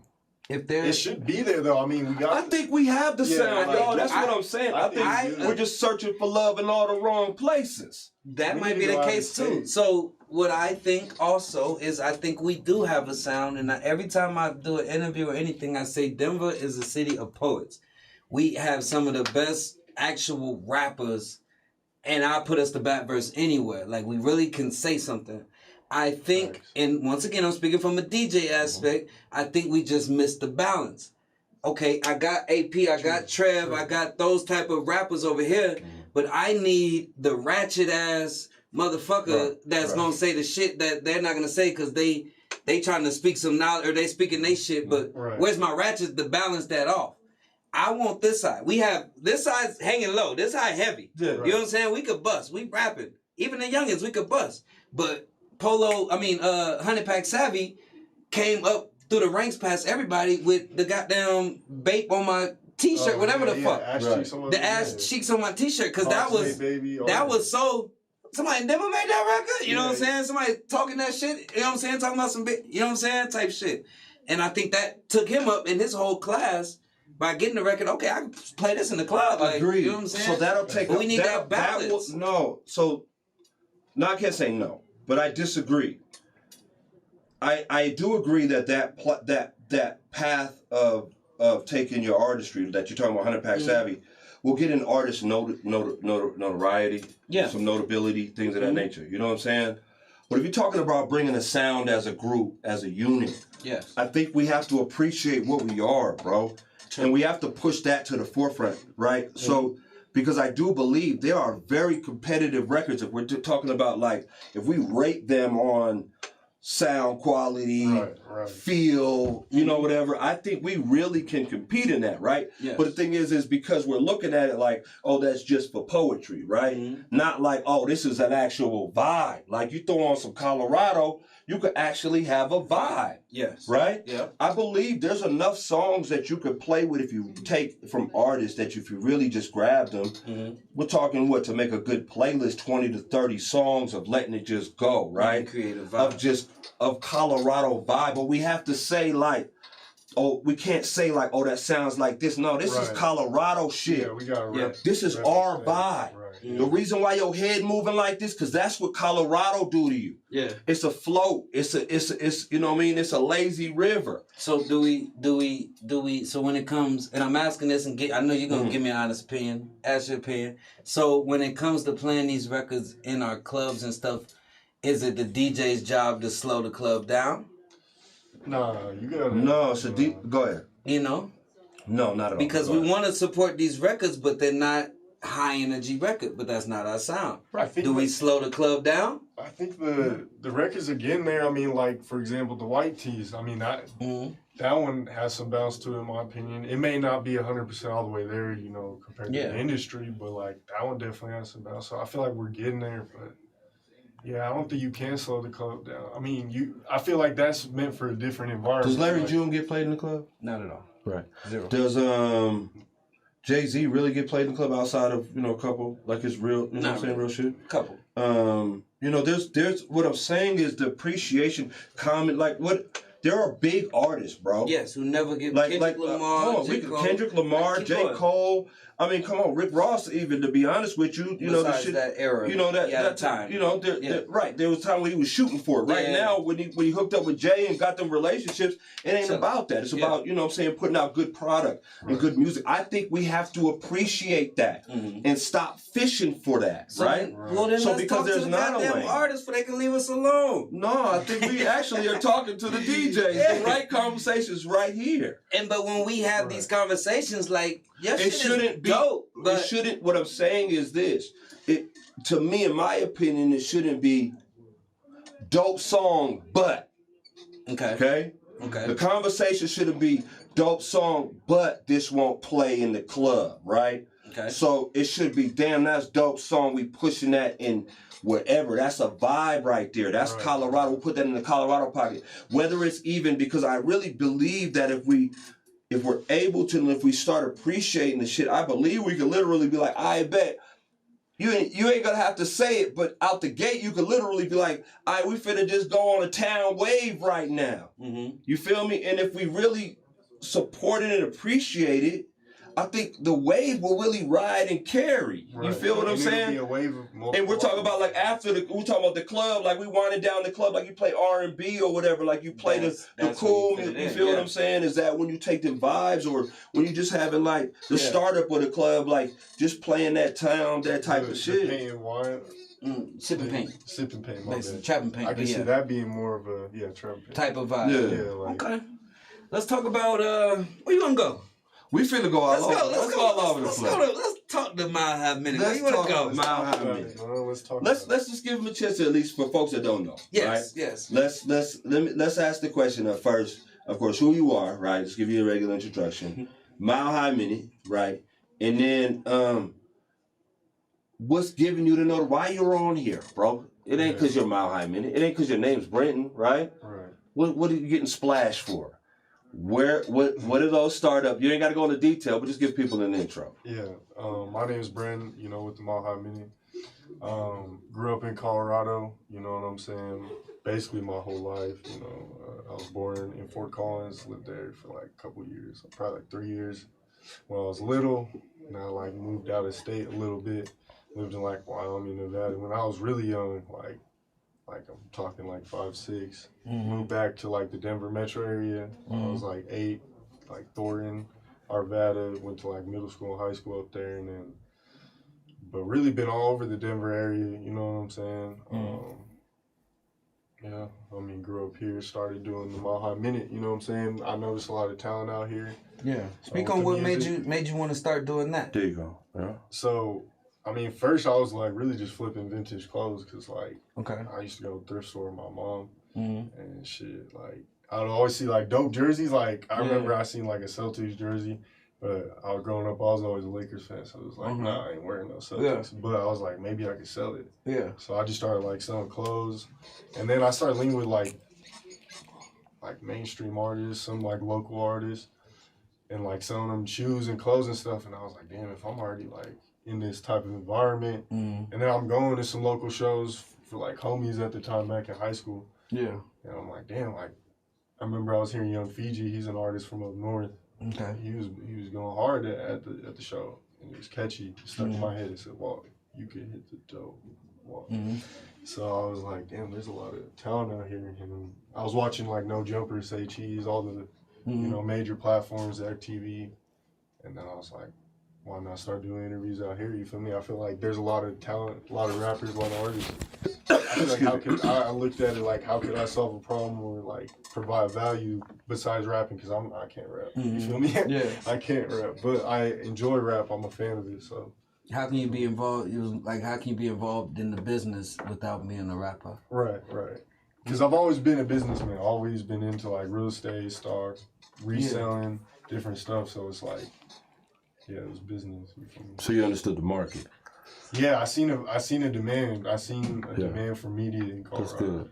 I feel like we need it. You know what I'm saying? There's a lot of talent. Capitalism at its finest. I'm a capitalist, bro. I understand it. Come on, don't be shy here with capitalism, bro. You know Thank you. You're an American, bro. We're built on capitalism, bro. So that's good. So that's I don't worry about me. I'll say I understand. I'm gonna say what's really going down. But I understand that's a good eye actually in a situation, right? For you to actually see, go forward. You've seen there was opportunity. You've seen there's actually a void and a void to fulfill. Makes a total lot of sense. And I mean, it just like this chair is killing me. It was just like a mentality I just grew just like from trying to get bread and get money from a young age. You know what I'm saying? Like trying to find a way to hustle. So it's like, this is fun, and you know what I'm saying? I can see longevity in the future in this, why not, But it's really passion, though. Like, you ain't gonna get anywhere if you ain't got no passion for it, I feel like. Real, Did you used to rap? Did you try? You never tried? Come on. If I'm gonna keep it all the way 1,000. Well, this is what we hear. This is what we do here. Yeah. Maybe disrespected if you don't. Maybe when I was like little, like 8 or 9, I might have like wrote some raps in a note, just like having fun for a couple days. But it was never like, oh, I'm gonna be a rapper. I was never in school, high school, nothing like that. Like, oh, I'm gonna pursue a rap career. I've been in the studio. I made a song before, just having fun. But yeah, never. What's your go-to bar? Go-to bar. Y'all wasn't lying, man. When you only wrote like one rap and you ain't a real rapper, you always got a go-to bar. If I'm just showing love to the city, you know what I'm saying? I feel like 100 Pack Savvy got the city on my back, Or got the city on my back, feel like 100 Pack. You know what I'm saying? Okay. With the weight like 100 Pack. Hey, I got you. So let's go into Mile High Minute. So you see it opening. You decide, okay, Denver needs more media. Right. I'm gonna start Mile High Minute, you know what I'm saying, and put a spotlight on some artists around the city. So what are some of your, how can I question this? What are some of your biggest goals, and what do you see Mile High Minute going, and what is it bigger than what you ever thought it would be? Are you still, you know what I'm saying, trying to get there? What's the goal with Mile High Minute? I mean, it's bigger than, like the goal is just bigger. It's bigger than like Mile High Minute. It's bigger than, me or anyone. It's for the city. Like the main goal at the end of the day is just to like do my part and help bridge the gap between Colorado and like other markets. You feel me? Because I want to see like the whole state eat. I want to see the artists out here be appreciated and be able to go on tours and out of state and work. So like that's always been the goal, is to just help bring awareness to the scene out here as a whole. As far like, I always knew like I was gonna do something special, or like Mile High Minute would be special from the second I really like started thinking about the idea. Did I think it was gonna be this big? I knew it would one day. I feel like I had the confidence, but I didn't think it would be this fast. Okay. But it's also slow sometimes, so it's like, but yeah, no, I didn't expect a lot of what has came with it. I feel like you have to really go through the game and like learn and go through experiences to really like realize like, oh, this comes with a lot more than. Do you think it got to where it's at now more with love or controversy and hate? Definitely love. Definitely love. I feel like, you know what I'm saying? Like the collaboration, the whether it's a competition with the list or, you know what I'm saying? Whatever it may be, I feel like overall, like, I have a love for the scene out here. No, not you showing love. I'm saying, do you think it got, the brand of Mile High Minute got to the stature it's at now more because of love and more because of controversy and hate? I feel like it's more love, but you know what I'm saying? I look at it as love as just like promoting people's brands, promoting the rappers, promoting the artists out here. But the controversy, you know what I'm saying, is gonna come with it. If you can we cut to the tracks? Can we go a layer, right? Let's talk. Because I understand the game. Because I understand the game. I thought I asked it wrong. No, because I understand the game. We're talking about the list, right? Or specifically, I was right? talking about Mile High Minute in general. Mile High Minute. I'm tripping. Mile High Minute understands stirring the pot. Is that fair to say? I mean, it's not intentional. I wouldn't say that, but do we try to like catch people's attention and like market and like get in people's face? Hell yeah, you know what I'm saying? Great like, politically correct answers, but yes, exactly what I'm saying. If you want to say yes, yes. But yeah, no, that's good. Yeah. No, real shit, because you have to be aware of your market and your consumers, your viewers, your listeners, and things of that nature. And if you know they're actually like candy, you have to notice that shit. All right, real shit. But it's also like when you get in certain waves and stuff like that, you start to compete and you start to like pick up sauce and game from other people out of state and stuff like that. And it's tough, you know what I'm saying? You got to really test things like, okay, how does this work? You know what I'm saying? You got to learn, okay, I shouldn't post that, or you know what I'm saying? So it's trial and error.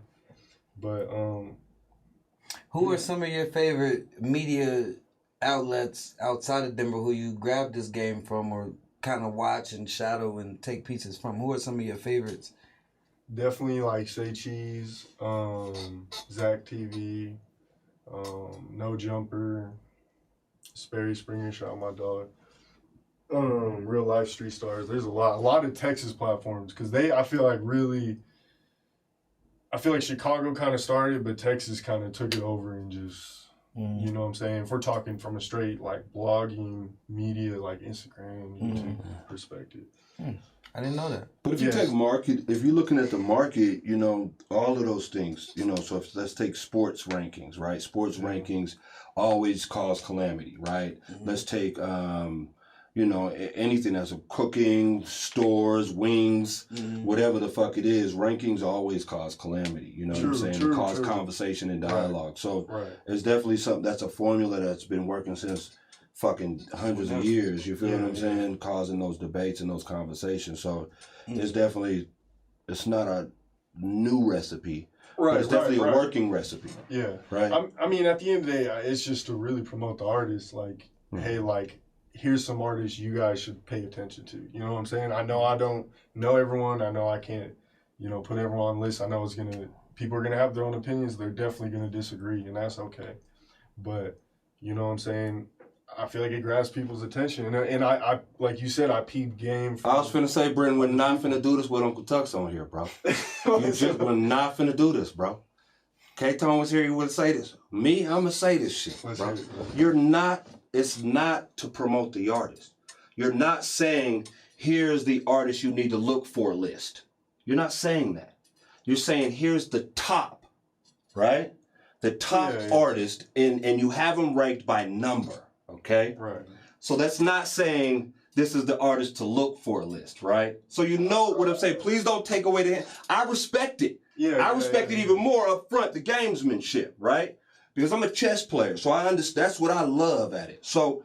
They got it up. Okay. Yeah. So let's... I seen the list was up. Can you put the list back up again? Put it back up for us? There it is, too, because I want to look at it. Let's address... And this is summer 2021. I'm gonna keep it up there because I'm looking at it real quick too, so everybody else can actually take it in. Summer 2021. You want me to read them? Just start with the top 10. Top 10. Number 1, Trev Rich. Number 2, 100 Pack Savvy. 3, AP. 4, Few But Plenty. 5, Jacob.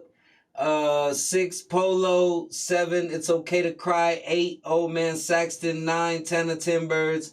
10, Nay Renee. All right, let's stop there. Okay. Sweet.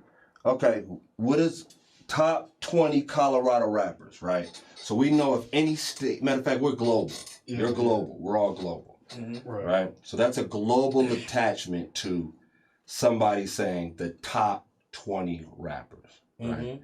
With that top 10. But it's still Mile High Minute's opinion. You know what I'm saying? That's not what's put on there, bro. It's not saying Mile High Minute's opinion. It's saying top 20 Colorado rappers. I did have a second slide. I did have a second slide at the drop. I did say, like, this is Mile High Minute's opinion, kind of explain the list a little bit. Yeah. So explain. Backdrop, not on the front page, but I get it. It's always a fine print. I get it. Trust me, I get it. My question is, though, what's the criteria? What's the criteria to make what goes into your opinion of the top 20 rappers in Colorado? So to me, it's found it. Look at that. I know.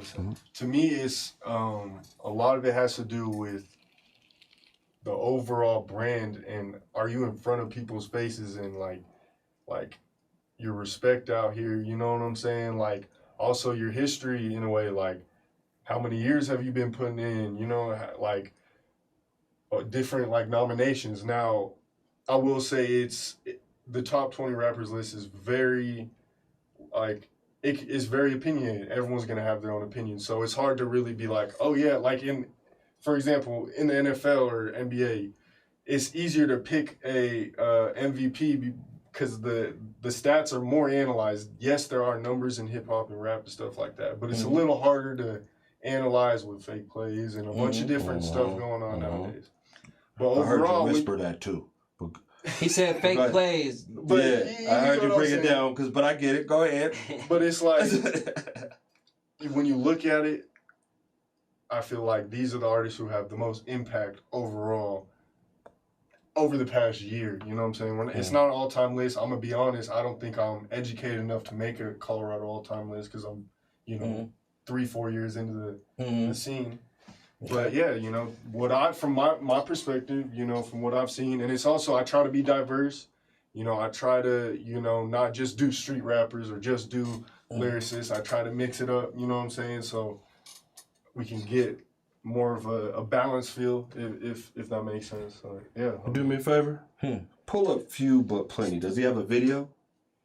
I mean, they have plenty of videos, yeah. Let's see about Few But Plenty. I'm curious, because I'm definitely not familiar with that dude. FBP.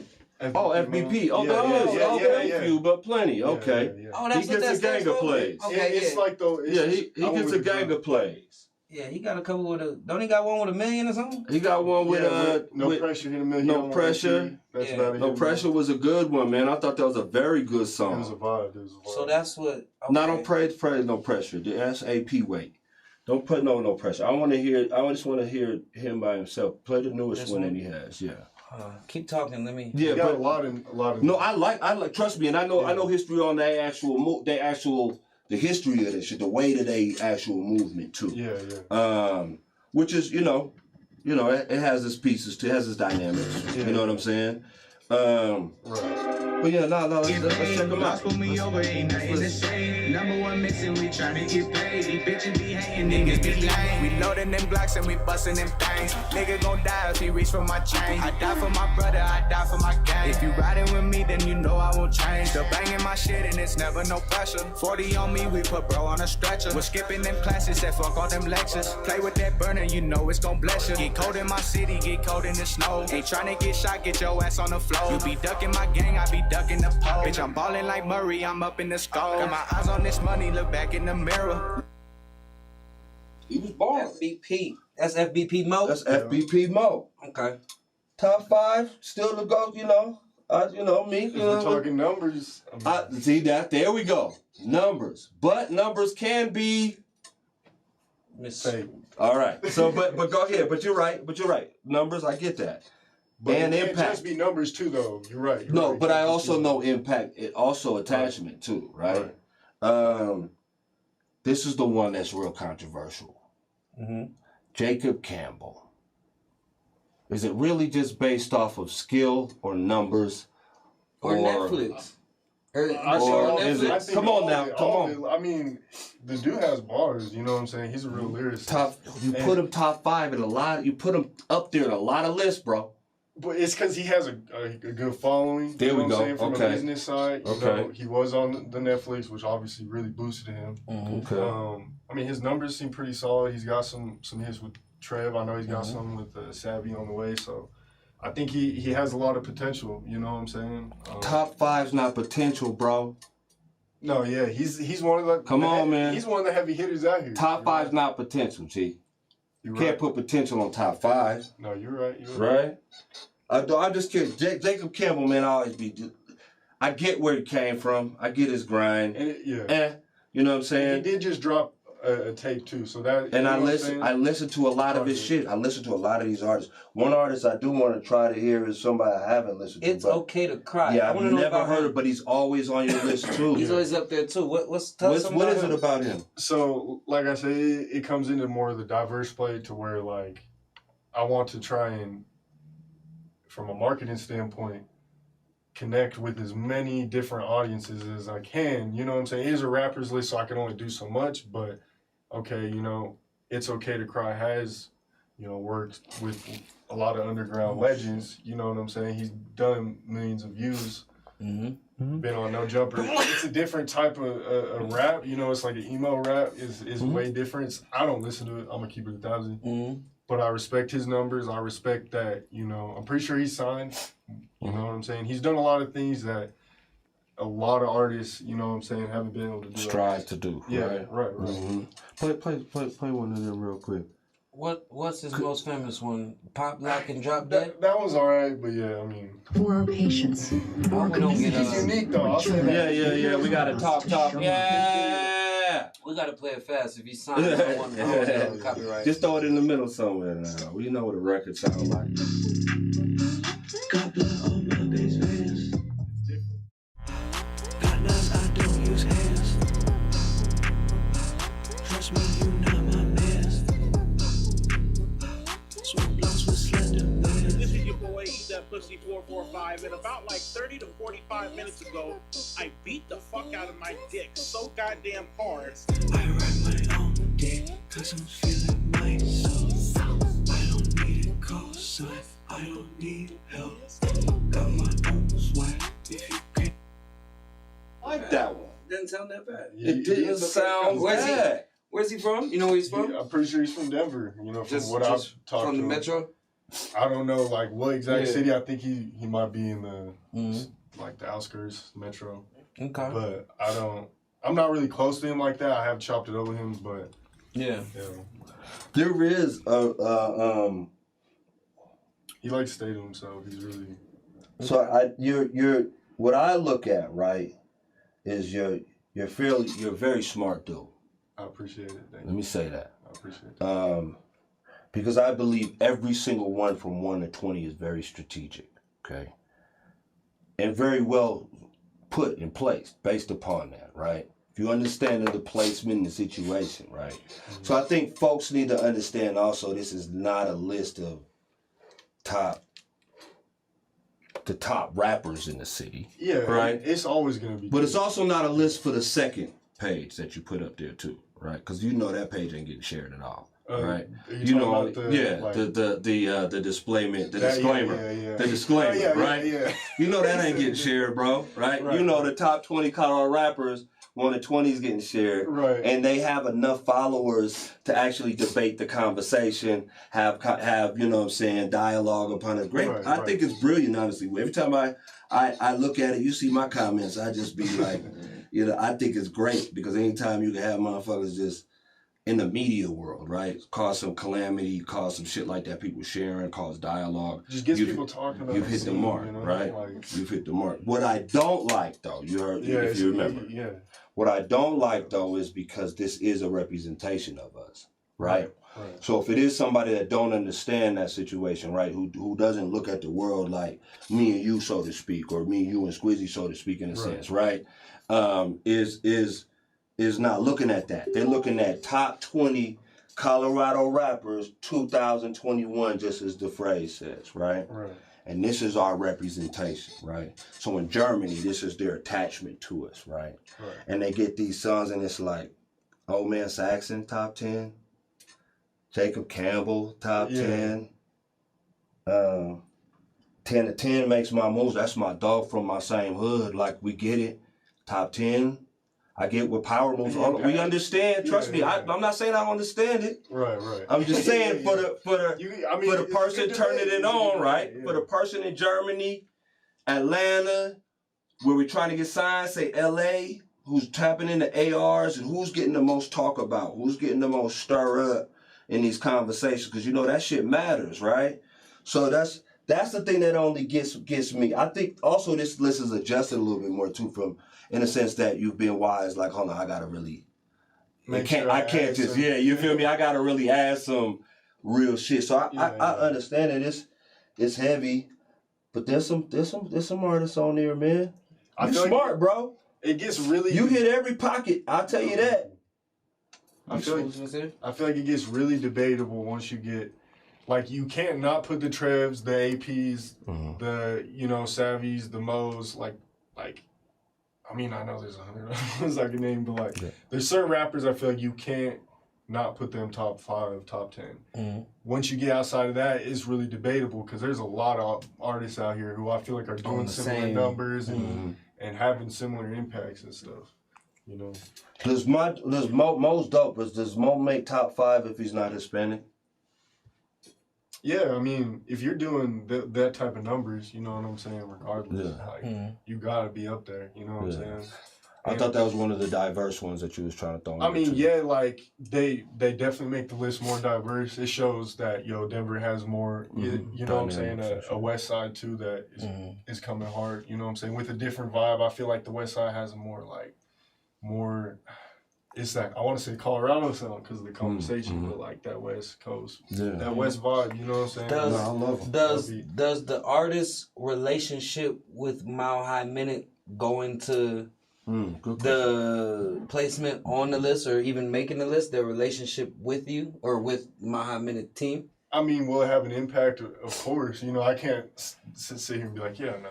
Like, of course, like the more I see an artist, the more likely they're probably going to be on a list because I'm seeing them in my face, I'm seeing them drop. So yeah, I mean, like I've said, you know, it's always going to be opinionated. My list is not necessarily 100% accurate.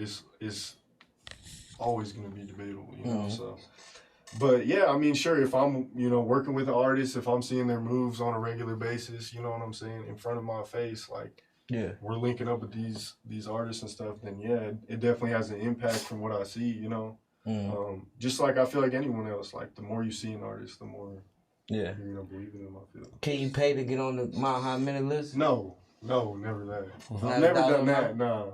You can pay to get promo, yeah, of course, but like, nah, you cannot get paid to get on my High Minute list, nah. I do my best to be unbiased, even though there's gonna be bias automatically because of who I'm around and stuff. I do my best to, be as unbiased as I can and make sure I hit as many heavy hitters on there as I can. No, I get it. I get it. I also, it gotta be tough, bro.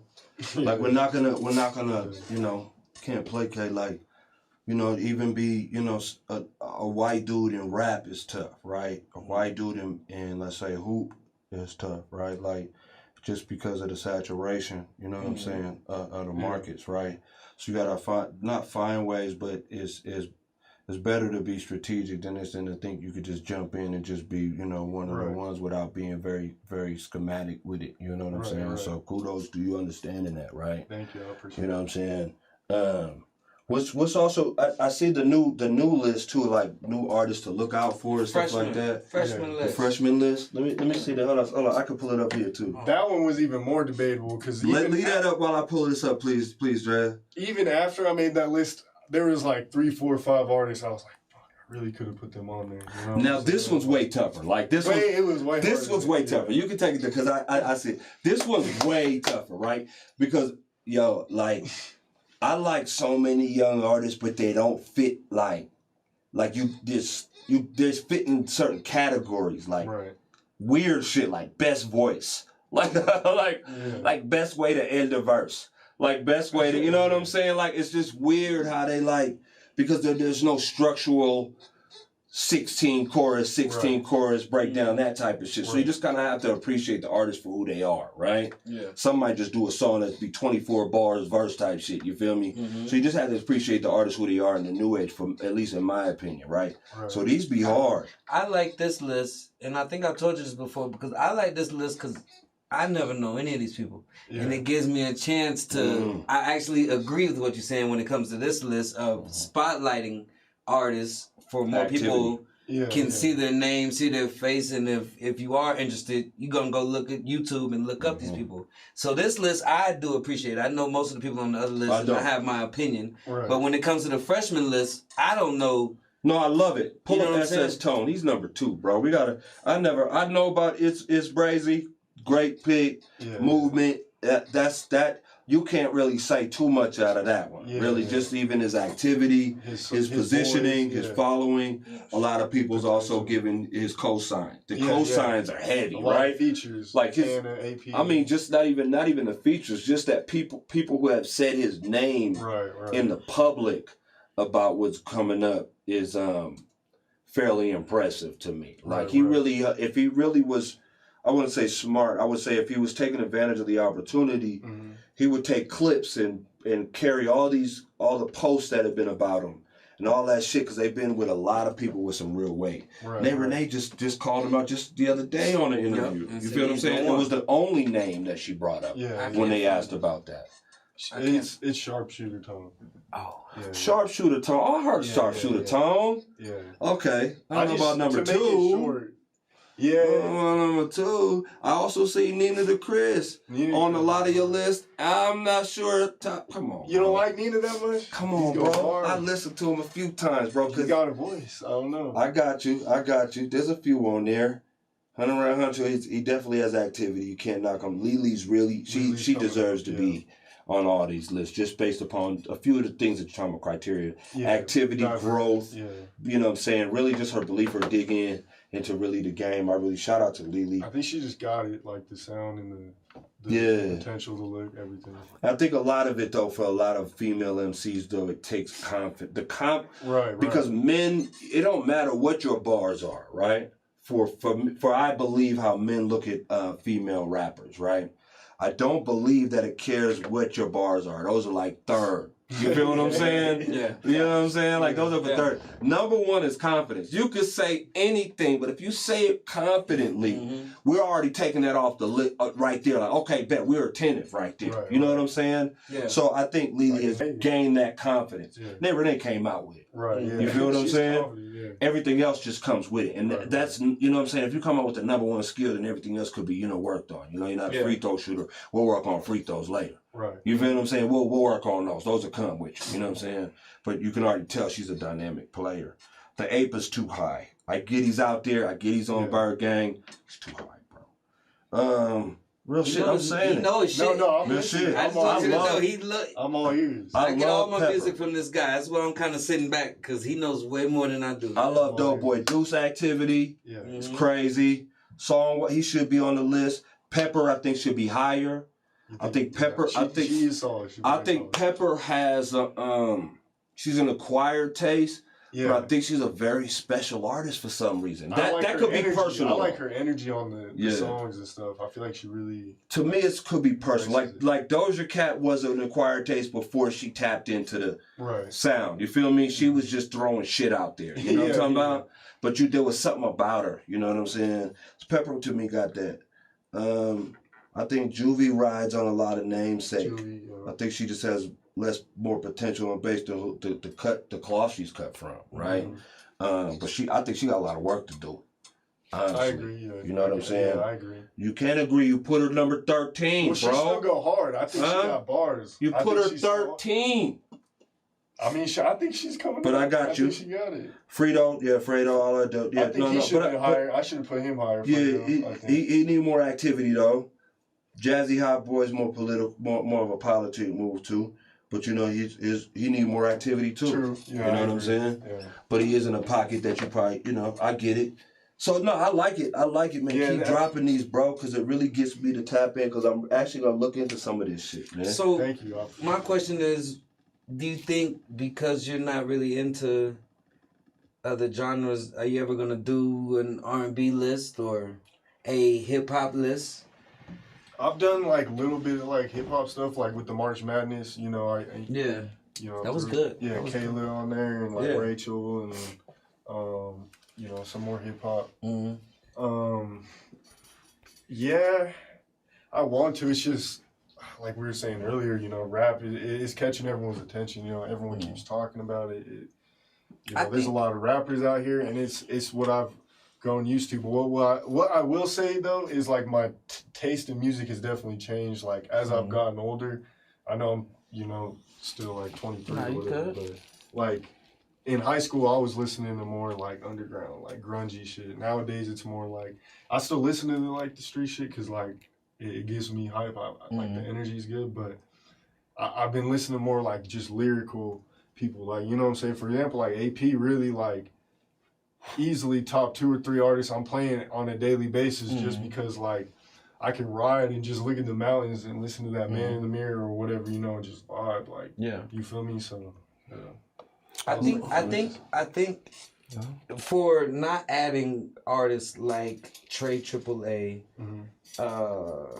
Ralphie Sway, those type of guys, dynamic, I could go on with a couple more, but I think without doing a hip hop list, I kind of look at it like a slap in the face to say he's not a better artist than Jacob Campbell or you know what I'm saying, or somebody on here. I don't want to disrespect nobody.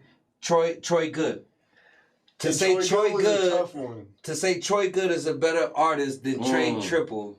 It's like but I understand what you're saying, like this is just rap and I don't consider him a rapper and this is, you know what I'm saying, but I feel like if you're not going to do a hip hop list or those type of artist lists, you have to include that into this list. You know what I'm saying? Because everybody else looks at them in the same as these artists. You feel what I'm saying? It's like the top 20 artists basically, unless you all the way R&B, but it's a slap in the face to a Trey AAA that Troy Good is better than Trey AAA, or he's not better than Ralphie Sway, or you know what I'm saying, somebody like that. So I think that, you know, in my opinion, there has to be that hip hop list. Yeah. Well, or you got to add that to this list. You feel what I'm saying? No, go ahead. I mean, I like the feedback because it definitely gives me some ideas and things to kind of think about. I definitely want to keep expanding and do more things that are more inclusive with hip hop and rap. As far as Troy Good at 20, man, that's a tough spot because, you know, if we're talking about overall artistry, I'm going to just keep it 1,000. I'm not listening to Troy Good. You know what I'm saying? Like, there's not like songs out there I'm really listening to. But from a business standpoint, he put a lot of money in your pocket. Yeah, he's in. For promo. Yeah, that's what I mean. He put a lot of money in your pocket. But he's in everyone's face, you know what I'm saying? He's doing all these shows. That's he's getting. He's doing. I think he's deserving of the be put in the mix, bro. Let me explain why. He's off the back. When I do Stage Wars, but you have a personal connection too. Because of we're a little more non-biased than that. At least UNCLE TUXX is right now. But I'm just saying the reason that he's in faces are for the wrong reasons. But I get that. Though. So check it. So let's take Stage Wars. I only know who he is because of. But Stage Wars. When I do Stage Wars, that's part of my decision. Right? Are the eyes that are on and the movements that some of these artists push. Troy Good would have been on Stage Wars if he would have answered the call. He was the call before I put on J-Dub the Ruler. Because I wanted Colorado Springs eyes, right? You see what I'm saying? So I think it's a wise decision to put him on there based upon that criteria. Yeah. However, here's where we're going with this, though. This is real shit. You know, in business, right? And we all understand business. Sometimes in the beginning, you give away that free shit, right? You give away a bunch of free shit to bring people to the table to start paying, bro. And what I mean by that is, I think, this is just my personal opinion, I do believe that Mile High Minute has done its actual service, and I mean a good credible service, of bringing the attention that is needed to look for the lists that come out of Mile High Minute. Enough to where the next list, in a sense, have to have more credibility in order to continue the success of Mile High Minute, right? So I think that was going to kind of go into my next question. Has the attention forced you to actually look more in the artist, take this feed, you know, that type of shit, add people, why they keep saying this person's name? We keep bringing up Trey AAA, why they keep bringing up Trey AAA? Now I got to go listen to him, right? That type of shit. Does it give you that? Because I really do believe, this is real shit, and this is just me understanding the market, right? I do believe if another one of the list comes out where it's more just to start the controversy and not the credibility, it will start working in reverse of what it was intended to actually do, right? I think the ground is built, and kudos to you that you've built enough to where, list drop September 1st. Boom, boom, boom, boom. Then everybody September 1st comes to see if they made the team. You feel what I'm saying? I think you've done enough for that to where the next list, at least in my thought, would have, it don't have to all the way, but I think would have a little bit more weight and credibility and showing that you've done your due diligence in that situation, right? And that's just how I personally, because I know if I was strategic with it, playing chess, that's how I would hit them. You feel what I'm saying?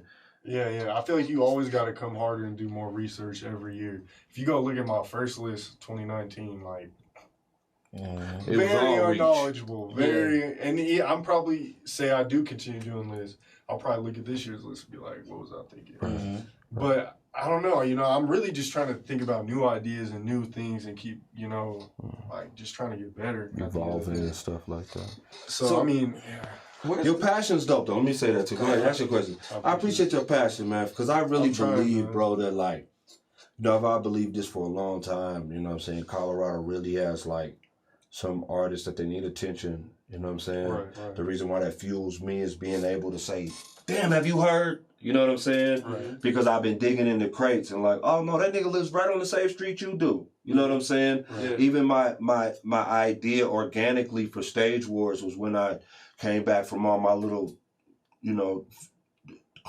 crime sting or whatever, you know what I'm saying? And trying to get back ingratiated into the city, right? And touch into the sound, because I was in Atlanta for some years.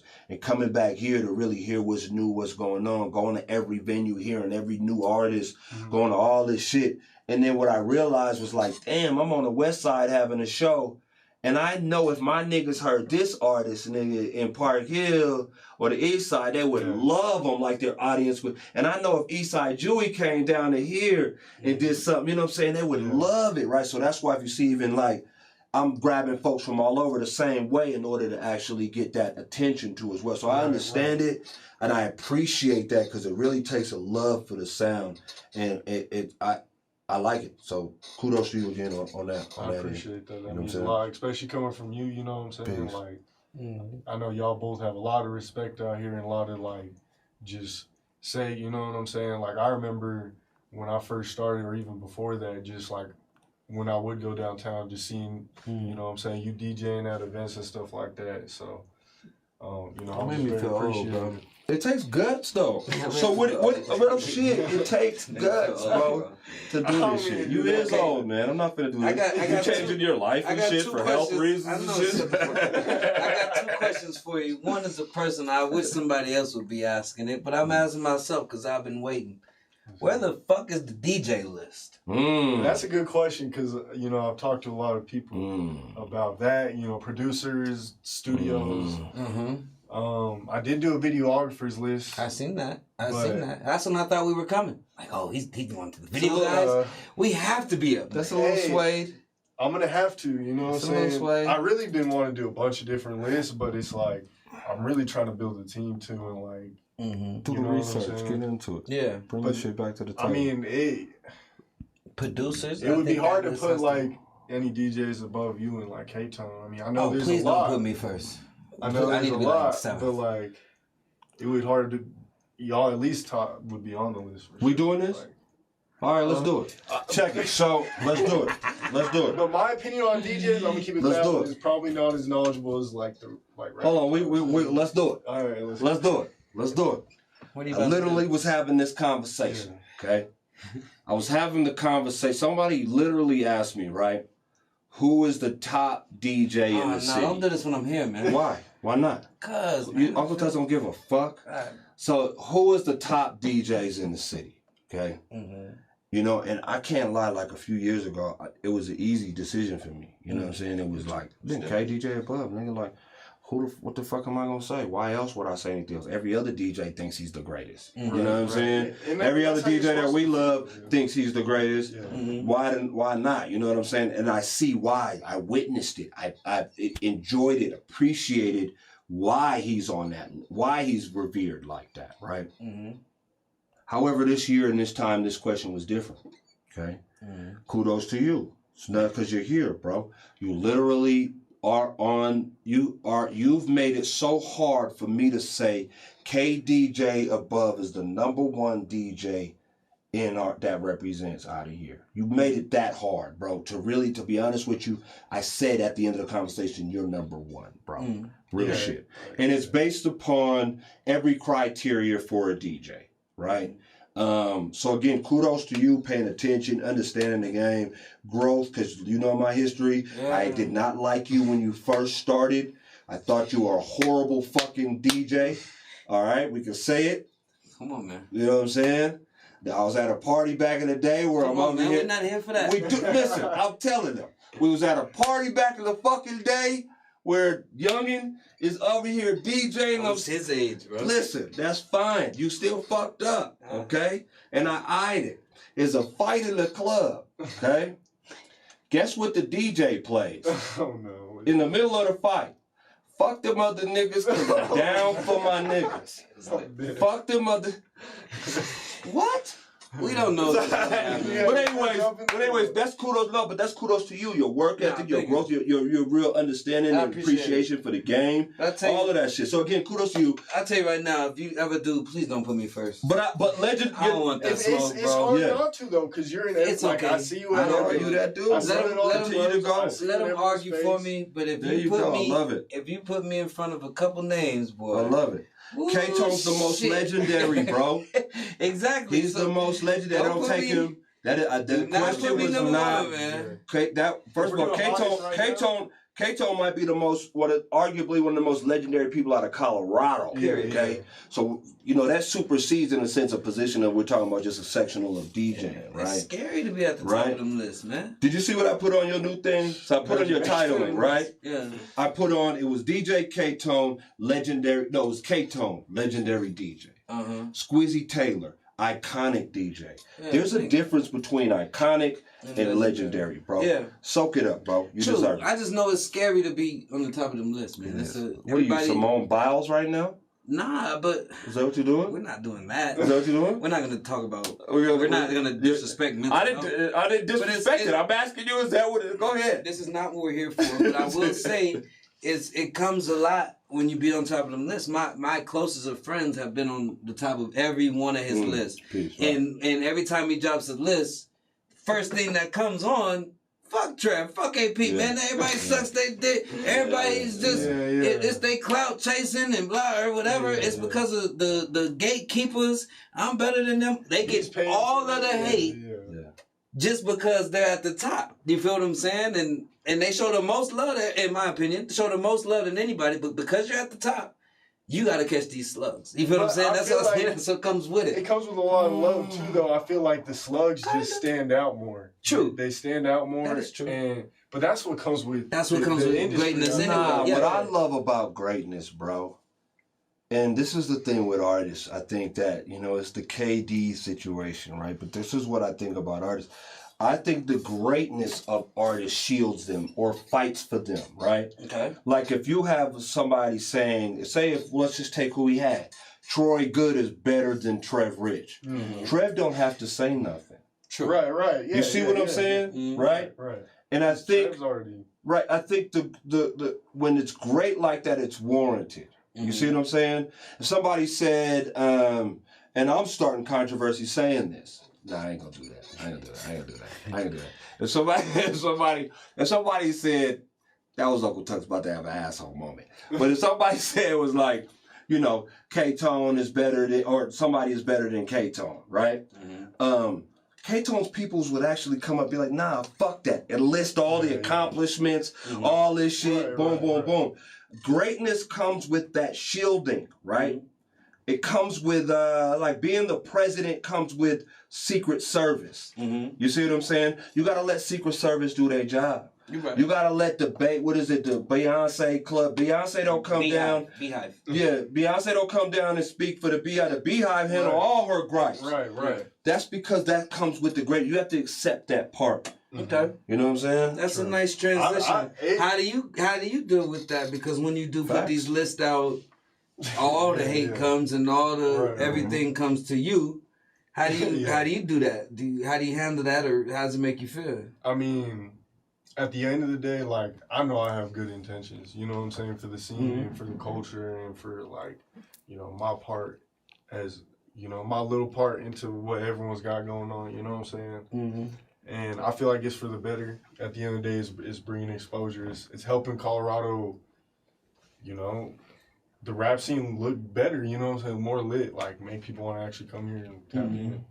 So how I handle it is, you know, I got used to it, man. Like, that earlier when I said, you know, there's things in the game that I didn't really think about before I started, that was really one of them. Like, I thought, okay, maybe eventually the hate will come or whatever, but, like, I didn't realize what it actually came with. Like, you're going to have a lot of people that are going to disagree and a lot of people who are going to be at your neck, you know what I'm saying? Like, saying a lot of shit.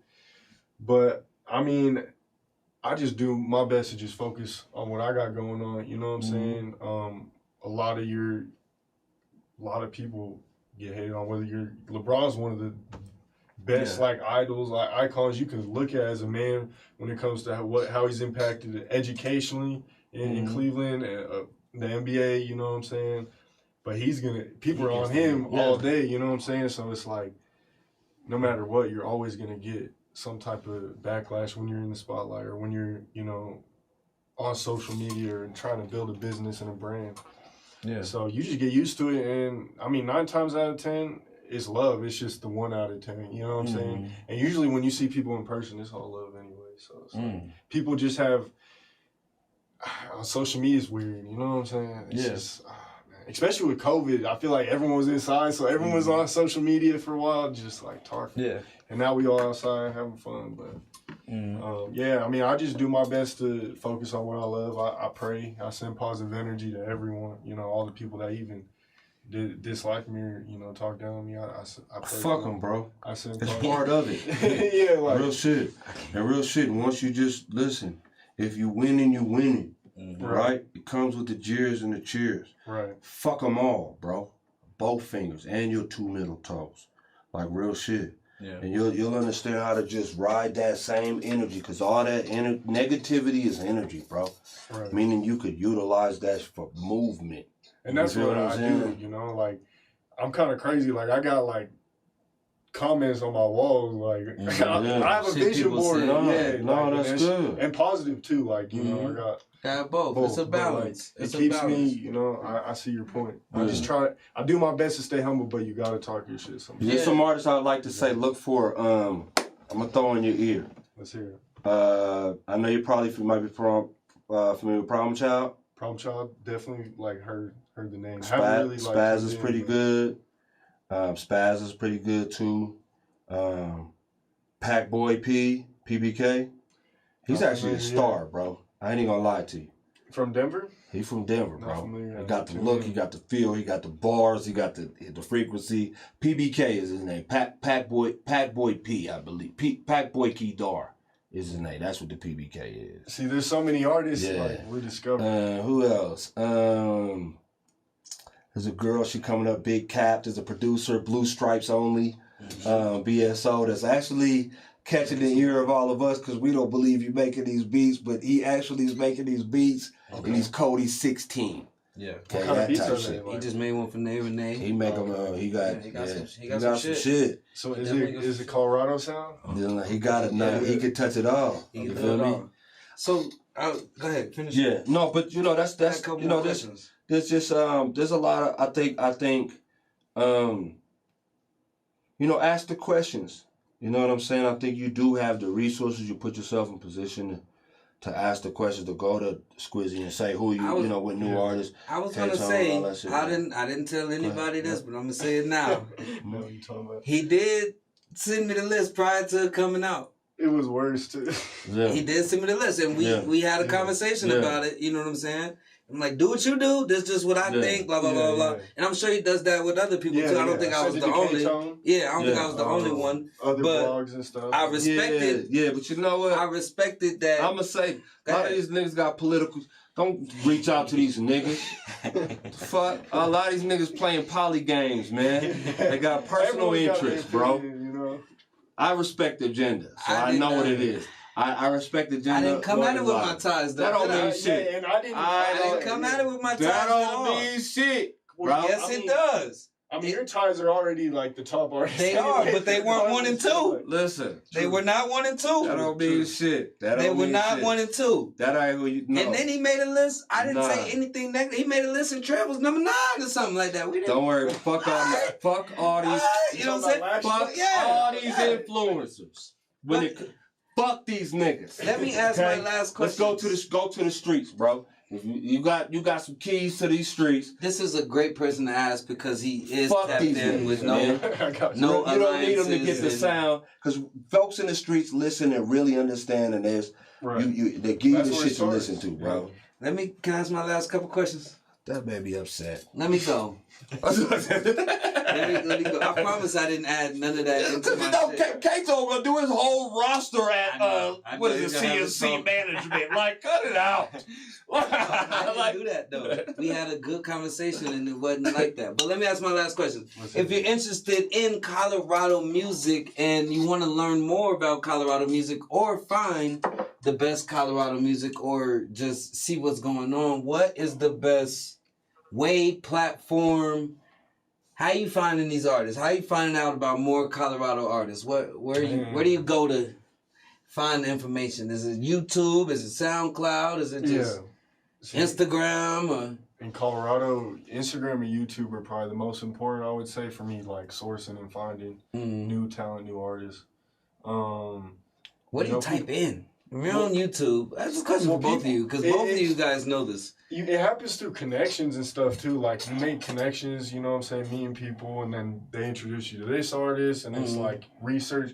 You just look up Colorado rappers on YouTube and just word of mouth, you know what I'm saying? But YouTube and Instagram is most important because then I actually get to see, like, put the face who they are, name. you know what I'm saying? Look at the numbers, you know what I'm saying? I usually give people the benefit of the doubt, but you can also kind of tell like, what's going on. Yeah.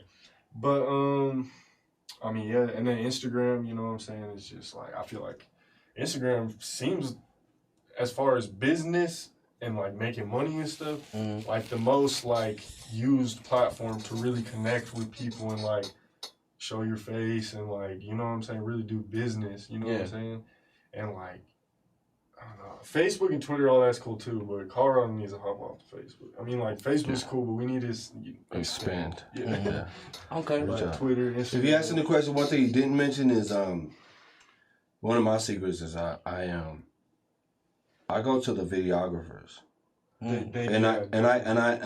actually searched them because they do videos from whatever's paying, right? Yeah, right. So they get the dirt artists all the way to the good artists, you know what I'm saying? Right. So they got, sometimes you'll see sometimes on their pages or their hands on, they'll release like 4 or 5 videos within a month's time. 4 or 5 different artists. You might know one of them, right? Right. And that's how a lot of the times, of course the streets is where I get a lot of it and I hear a sound, go through it. Plus I ask the questions because, you know, I want to know what folks are listening to. Like, put me on. You know what I'm saying? I want to hear that shit because I'm going to rock that hoe. You feel what I'm saying? If the shit riding, good music, good music. Right. No matter what the shit is, the frequency. If you into the frequency, you can ride to all that shit. You know what I'm saying? So I kind of just tap in with the city and the streets. But videographers has been a big help for me to tapping in.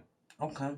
We have a lot of videography talent too. I feel like if there's any place we do really good at, it's the rapping and the videography. We need to get everything. You know what I'm saying?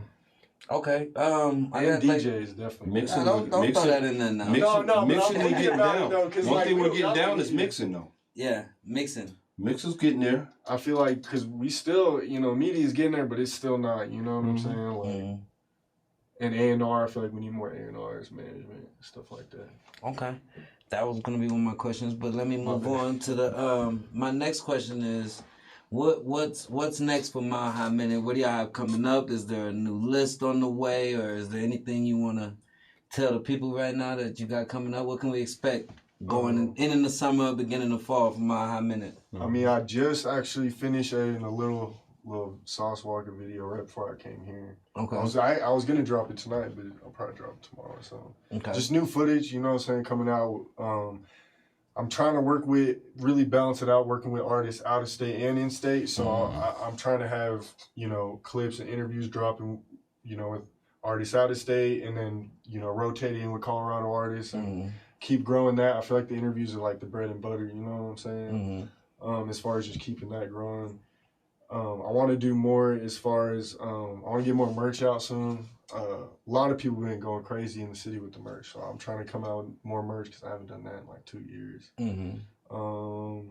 Trying to just really keep expanding out of state. I feel like that's what's really important for, you know, the artists and the whole scene. You know what I'm saying? We need to keep tapping in out of state. That's what we're doing. I feel like that's what's gonna help, you know, everyone bridge the gap and get our music heard elsewhere. And yeah, just keep going. You know what I'm saying? But yeah, I would say that that's the most important thing right now. Is just keep expanding. Is there a date on the next list? The fall or 2021? I guess we have 2021 summer, or is there? Recently I haven't really thought of a list just because, you know, it's been crazy in Denver this month, All-Star Weekend and everything.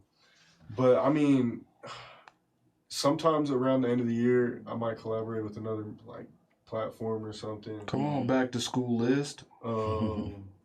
Yeah, like you said, maybe we do a videography and another DJ list, studio. You know, do some new, you know what I'm saying? My bad, I'm trying not to cuss. You can cuss. We're grown as fuck. We've cussed like 1,000 times. All right. But yeah, I think I mean, probably by the end of the year for sure. Okay. I want to do some out of state lists too. I know that would definitely stir the pot because now I'm stepping into territory that I'm not even really from or living in. I think Say Cheese does that, right? Yeah. Louisiana, Texas, or they're from Texas, but Chicago. Yeah. But I want, you know, it's bigger than us, you know, it's bigger than Colorado, it's bigger than Denver, you know, absolutely. It's a lot, man. I'm trying to really just do my best, and regardless if, you know, whatever happens, you know what I'm saying? Yeah. I feel like I don't know if that's real wood, bro.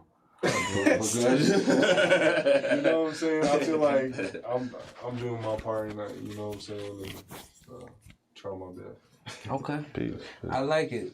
Second to last question I ask everybody who comes here is, if you could sit down and have dinner or lunch or have a conversation with any one person, dead or alive, who would that person be? Man, Kobe Bryant offer it, man, for real. Kobe Bryant, because like, just growing up, my first dream was really basketball. So just like, you know, my dad was a Lakers fan. You know, he lived in LA a little bit. So it was growing up, it was Kobe and like Shaq at first, but then more so Kobe in his prime, like 2009, 2010. And it's just like his mentality, his, you know, work ethic, like just how he learned and grew. And just went through different things, and you know what I'm saying? I don't know. Like you listen to his interviews and you can't not pick up game. Like one thing that really stuck with me, and it was something along the lines of like, you just have to really like break down like your problems and be like, you know, it really could be a lot worse. And I feel like his mindset has really helped me like think about tough times or go through a tough situation, just be like, you know what? It is what it is. Take it on the chin and move forward. You know what I'm saying? So definitely Kobe. I wish I could name a couple, but yeah. Nah, Kobe. I only asked for one. Kobe. Tuxx, you're not on this show a lot. Say Kobe. You're not on this show a lot. If you could sit down and have dinner, lunch, or breakfast with one person, dead or alive, who would that be?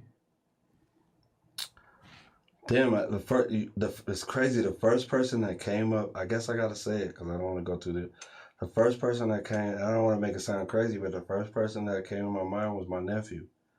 Rest in peace. Got killed right before his 18th birthday, but was right there on the brink of like realization, like he's just doing too much changing. And I just feel like another conversation with Uncle Tuxx would have extended at least a day, if not more. But that was the first one without sounding all mundane and all other shit, man. Let me say this though. I want to say this for you though too as well, man. I think it's dope. I think you're doing. I see some dope shit for you. You know what I'm saying? You know, just to keep it frank, as I have as always. You know, you're bringing your movement and your brand through the mud, so to speak, right? And it's in a sense that in the rap world or in the urban community, so to speak, it's an uphill battle, right? For white folks to ingratiate themselves or get the respect of the movement. But the thing is, you know what I'm saying, the game and the folks with money and the folks that move the game love white folks with a little mud on them. You know what I'm saying? No matter if it's a little speck or not, you know what I'm saying? So I believe once you get through a little bit more of this, you're going to be, you know, catapulted to the front, which we hate as niggas, but, you know, but that's part of it. You know what I'm saying? So just stay what you're doing.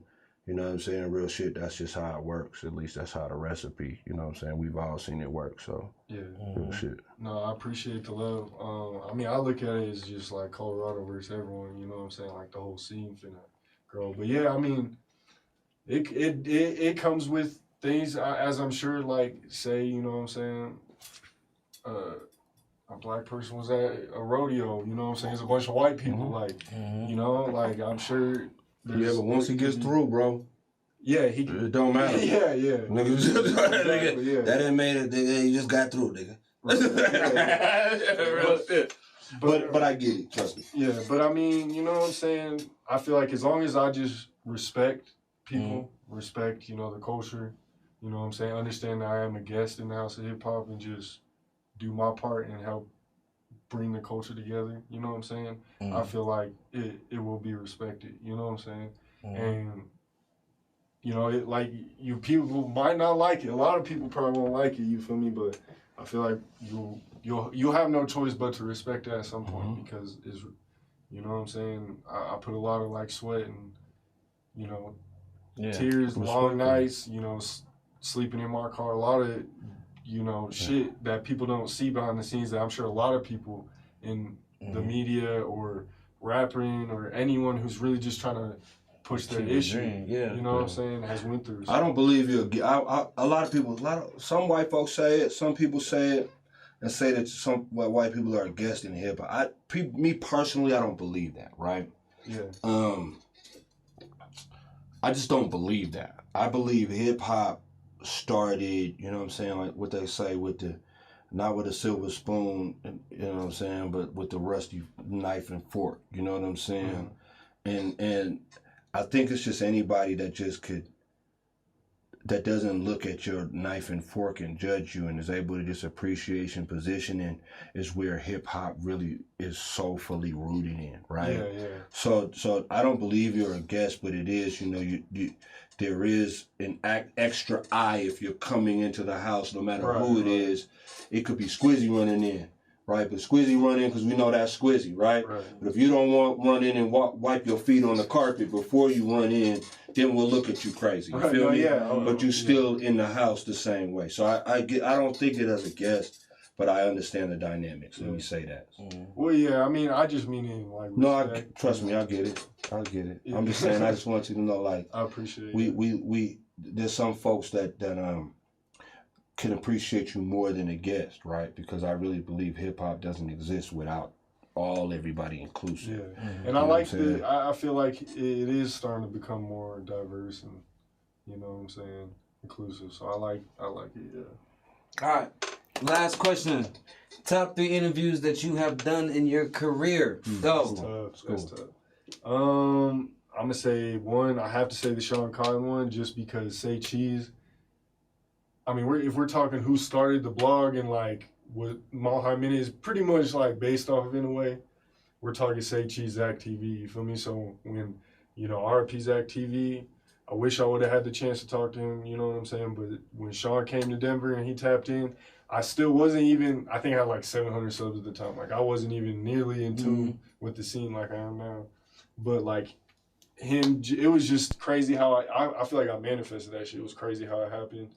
He came through and showed love. I was like trying to pay the man. I was like, bro, how much I need to pay you to come on the show? And he was like, nah, like He's like, nah, you know what I'm saying? Like, cause he he understands blogging and stuff. So came through, showed love, and I just learned so much, picked up so much game. I remember the night before I had 500 questions typed out. Just like I was ready to learn because I had just been watching so many of his interviews. Yeah. So that one, I have to say a Denver one. You don't have to. I have to though. Probably either FBP Mo one or the Tana Timbers one, because like the Tana one was just hard because it was like people got a real look at Denver culture. You feel me? Like you know what I'm saying? Like some Zach TV shit. I've kind of. That's just one of those rare ones, you know what I'm saying? I haven't done too many interviews like that, and especially with all the people that are in there, you know what I'm saying? And like the video is just dope. And Tana like just showed a lot of love and respect, and I appreciate it. He's a dynamic dude, honestly. He is so much energy. There's a lot of layers in Tana. I always show respect to Tana in that way because I interviewed him as well, and it was very I think a lot of people appreciate if they really sat down and talked with Tana. Right. You know what I'm saying? Real shit. Understand, yeah. And then 3, I would say, as far as just numbers-wise and impact, probably that Lil Reese one I just did. Was it like one of my favorites? I like Lil Reese, but it could have been a way better interview, you know what I'm saying? But shit, shout out Lil Reese, you know what I'm saying? For, you know, the opportunity, and that shit ran up. Like, I was nervous. I was like... I was like, damn, I'm really in Chicago doing this. I got family out there, but it was just like crazy. Like, that one definitely had a lot of impact and brought a lot of. How did that one come about? Because that one actually caught eyes. Like, cause it was right around this incident. Yeah. Was it right after or before? Right before, like the week. So before. right before the incident. I literally like dropped 1 or 2 of the clips, and then it happened, and I was like, whoa, I gotta keep dropping it. I already had it on like go to drop, but how it happened, it was crazy because someone had texting me my business line, like, hey, this is Lil Reese manager, like, you still trying to run the interview? Because I've been commenting on his page because like Dirk and Reese and them, they've been like tweeting and stuff like, oh, we're trying to do some interviews. So I've just been, you know, every once in a while. So someone texted me that, and then I called, and like they wouldn't answer stuff. I was like, oh, they're probably just trying to scam. So I was like, well, why not hit up Lil Reese, man? Anyways, you know what I'm saying? So I DM'd him on Twitter, and he responded. And I always hit the artist with what kind of value can I provide in order for us to work? Because, I mean, especially when you're talking to artists like Lil Reese, who's, you know, been on platinum hits with Drake and Rick Ross and Chief Keef, you know what I'm saying? Like, you have to provide value. Like, you have to catch their eye somehow, you know what I'm saying? Like, you can't expect a handout. So I just DM'd him, you know what I'm saying? I asked him what kind of value I needed to provide, and he called me. I was like, oh, this is real. Like, gave him my number and shit. We just made it happen. I've been wanting to go to Chicago because I got family out there that I haven't seen since I was in like 3rd grade. So went out there, you know, seen the family, linked up, did a couple other interviews, tapped in. So yeah, that was dope. That was a blessing. Okay, do you want to, I'm gonna give you another chance. Name 3, name your top 4 interviews that you've done. So you have space for one more.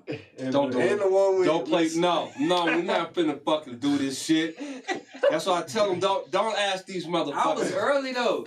We did do it early. I was early. That don't mean shit. That don't mean shit. I show love early. Yeah, that don't mean shit. Don't come on here playing poly with me on this motherfucker, man. Alright, fine. That interview was dope though. We did. Man, I don't want to hear that shit now. You named your 3. Okay, I'm just. As far as impact, and shout out Billionaire Black to that one. Yeah, that one we did was dope. I like the one I did with Wax live in Park Hill. That one was dope. Nice. So many, bro. No, that's good. That's good. That's enough. Well, listen, you got anything else? No. Well, from the DOS Family Digital Online Showcase, from the AHRR Network, we want to say that we are proud of you. We hope you continue down the path you're going and continue to do better, continue to do great things. If there's any way myself, Tuxx, K-Tone, even though he's not here, or anything, any resources we can provide, know that we're here for you. And we cheering for you just like we cheer for everybody else, man. We want you to succeed. And we proud of you. Keep going, man. And it's love from our side. You feel me? Hell yeah, I appreciate it, man. And shout out AHRR Network, man. Like, y'all, you know, putting on for the city and doing y'all thing too. So I appreciate y'all for, you know, welcoming me in, bringing me in, and you know what I'm saying, talking to me about it and stuff. Because I feel like the internet, you know, it doesn't really give you the chance to really like get to know people and meet. So it's always good to meet and like have these conversations and you know, for the people to see and talk about because it's important for the scene and to grow. Yeah, we definitely gonna do it again. K-Tone is very upset that we brought you here without him being here. Yeah, shout out K-Tone. He already knows. Yeah, but I think we needed Tux on this one because he gonna ask them tough questions and you did and do them. You know, I like him. Brings a different dynamic. Yeah.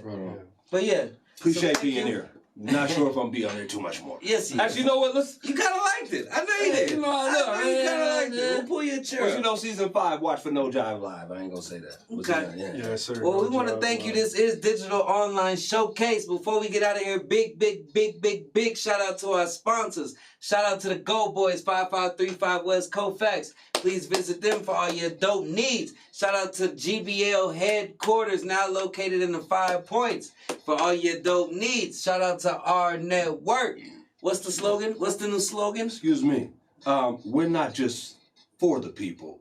We are the people. You feel me? Support them and all the wonderful shows they have going on. I am Squizzy Taylor. This is your brother, your uncle, your big dog, your motherfucking goddamn great bearded one, the golden child, whatever you want to call him. Uncle Tux is with me. Jeez. This is Brenton, Mile High Minute. We appreciate you. We thank you. But like that, we gone. Wait, K-Tone video. Let's play that shit. Because you know what? 31st coming up is this Saturday. Yes. K-Tone block party, neighborhood block party. K-Tone Cares Foundation, Power of One, all of us, AHRR Network. Please come out there, support the community. And we're going to go ahead and, the flyer's right there. Okay. If you see the address on there, join us this Saturday. We're going to be out there enjoying, you know, giving back to the community. Just have a good time. Yeah, shout out Linda White will be there. Yeah. I got my brother DJ Hella Yella, Austin, Texas, in the city all weekend. He's going in Thursday night vinyl, Friday night native, Saturday night beta, and he also will be at K-Tone Cares block party. So shout out my brother Hella Yella. It's going down. Wait, more. Yes, what we got? Bro, the summer's not over though. Like what I was gonna bring up the you're not over there at Luster anymore. But you know, I'm not gonna bring that up, okay? Because I don't want to go into too much of that. Because you know, I fight for you, my nigga. If I hear something bad, we're gonna pull up tonight. It was not bad at all. Okay, that's just what I want to make. I just want to make sure it's not a bad departure. We will pull up tonight. Nah. Huh? No. You sure? I promise. You positive now? I promise. Well, we need to talk to. It was a difference of opinions but of that's which politically direction to go. Is that politically correct? Well, there's some funk. I'll Was there tell some you beef there? once we end the show. I will tell you. Sounds like there's some beef, bro. There's Sounds not like no we need to beef. pull There's up, not no my beef. nigga. There's not no beef. It sounds like you need to pull up. There's no beef with that. Also, shout out to the White Party. The host was just announced. Lil Wayne, the greatest rapper of all time, and Von Miller, the greatest Bronco of all time, and Squizzy Taylor, the greatest DJ of all time, will be in one building for one night only. You might want to get your tickets and you might want to wear all white. You feel me? Because it's going to be epic. Facts. You dig. So, support that 3D Kevin Kane, my brother. Support that. Tickets go on sale Friday. Facts. You might not want to wait because you know how the prices go up. So, support that. The White Party, that is September 5th at Mission Ballroom. Lil Wayne, Von Miller, Squizzy Taylor, and a lot of other cool people, and it's going to be lit. You feel me? No jive. Uncle Tuck's going to be there, too. Fly as fuck. You know. Well, there it go. There it goes. Hey. Okay. Already. Well, we thank you. We thank you so much. We appreciate you. Please subscribe, like the page, comment, share, do all that great stuff. Make sure you visit at Mile High Minute on Instagram, YouTube, and every other dope way that you connect with people nowadays. And like, subscribe, and follow them and do all that. AHRR Network, our page on Facebook. Like, subscribe, follow them, and do all that great stuff. We thank you. We appreciate you. And if y'all ain't got shit else, we gone!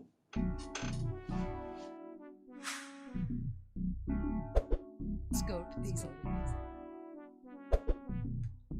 DJ K-Tone and the K-Tone Cares Foundation presents the Neighborhood Summer Pop-Up Block Party, an exciting community adventure right in the heart of Park Hill, focused on youth violence prevention by providing an action-filled day for all ages. Sounds by DJ D Smooth and DJ J Love on the outside party bus. A kid zone with bounce houses, face painting, arts and crafts, gaming competition, scholarship recipient awards, and so much more.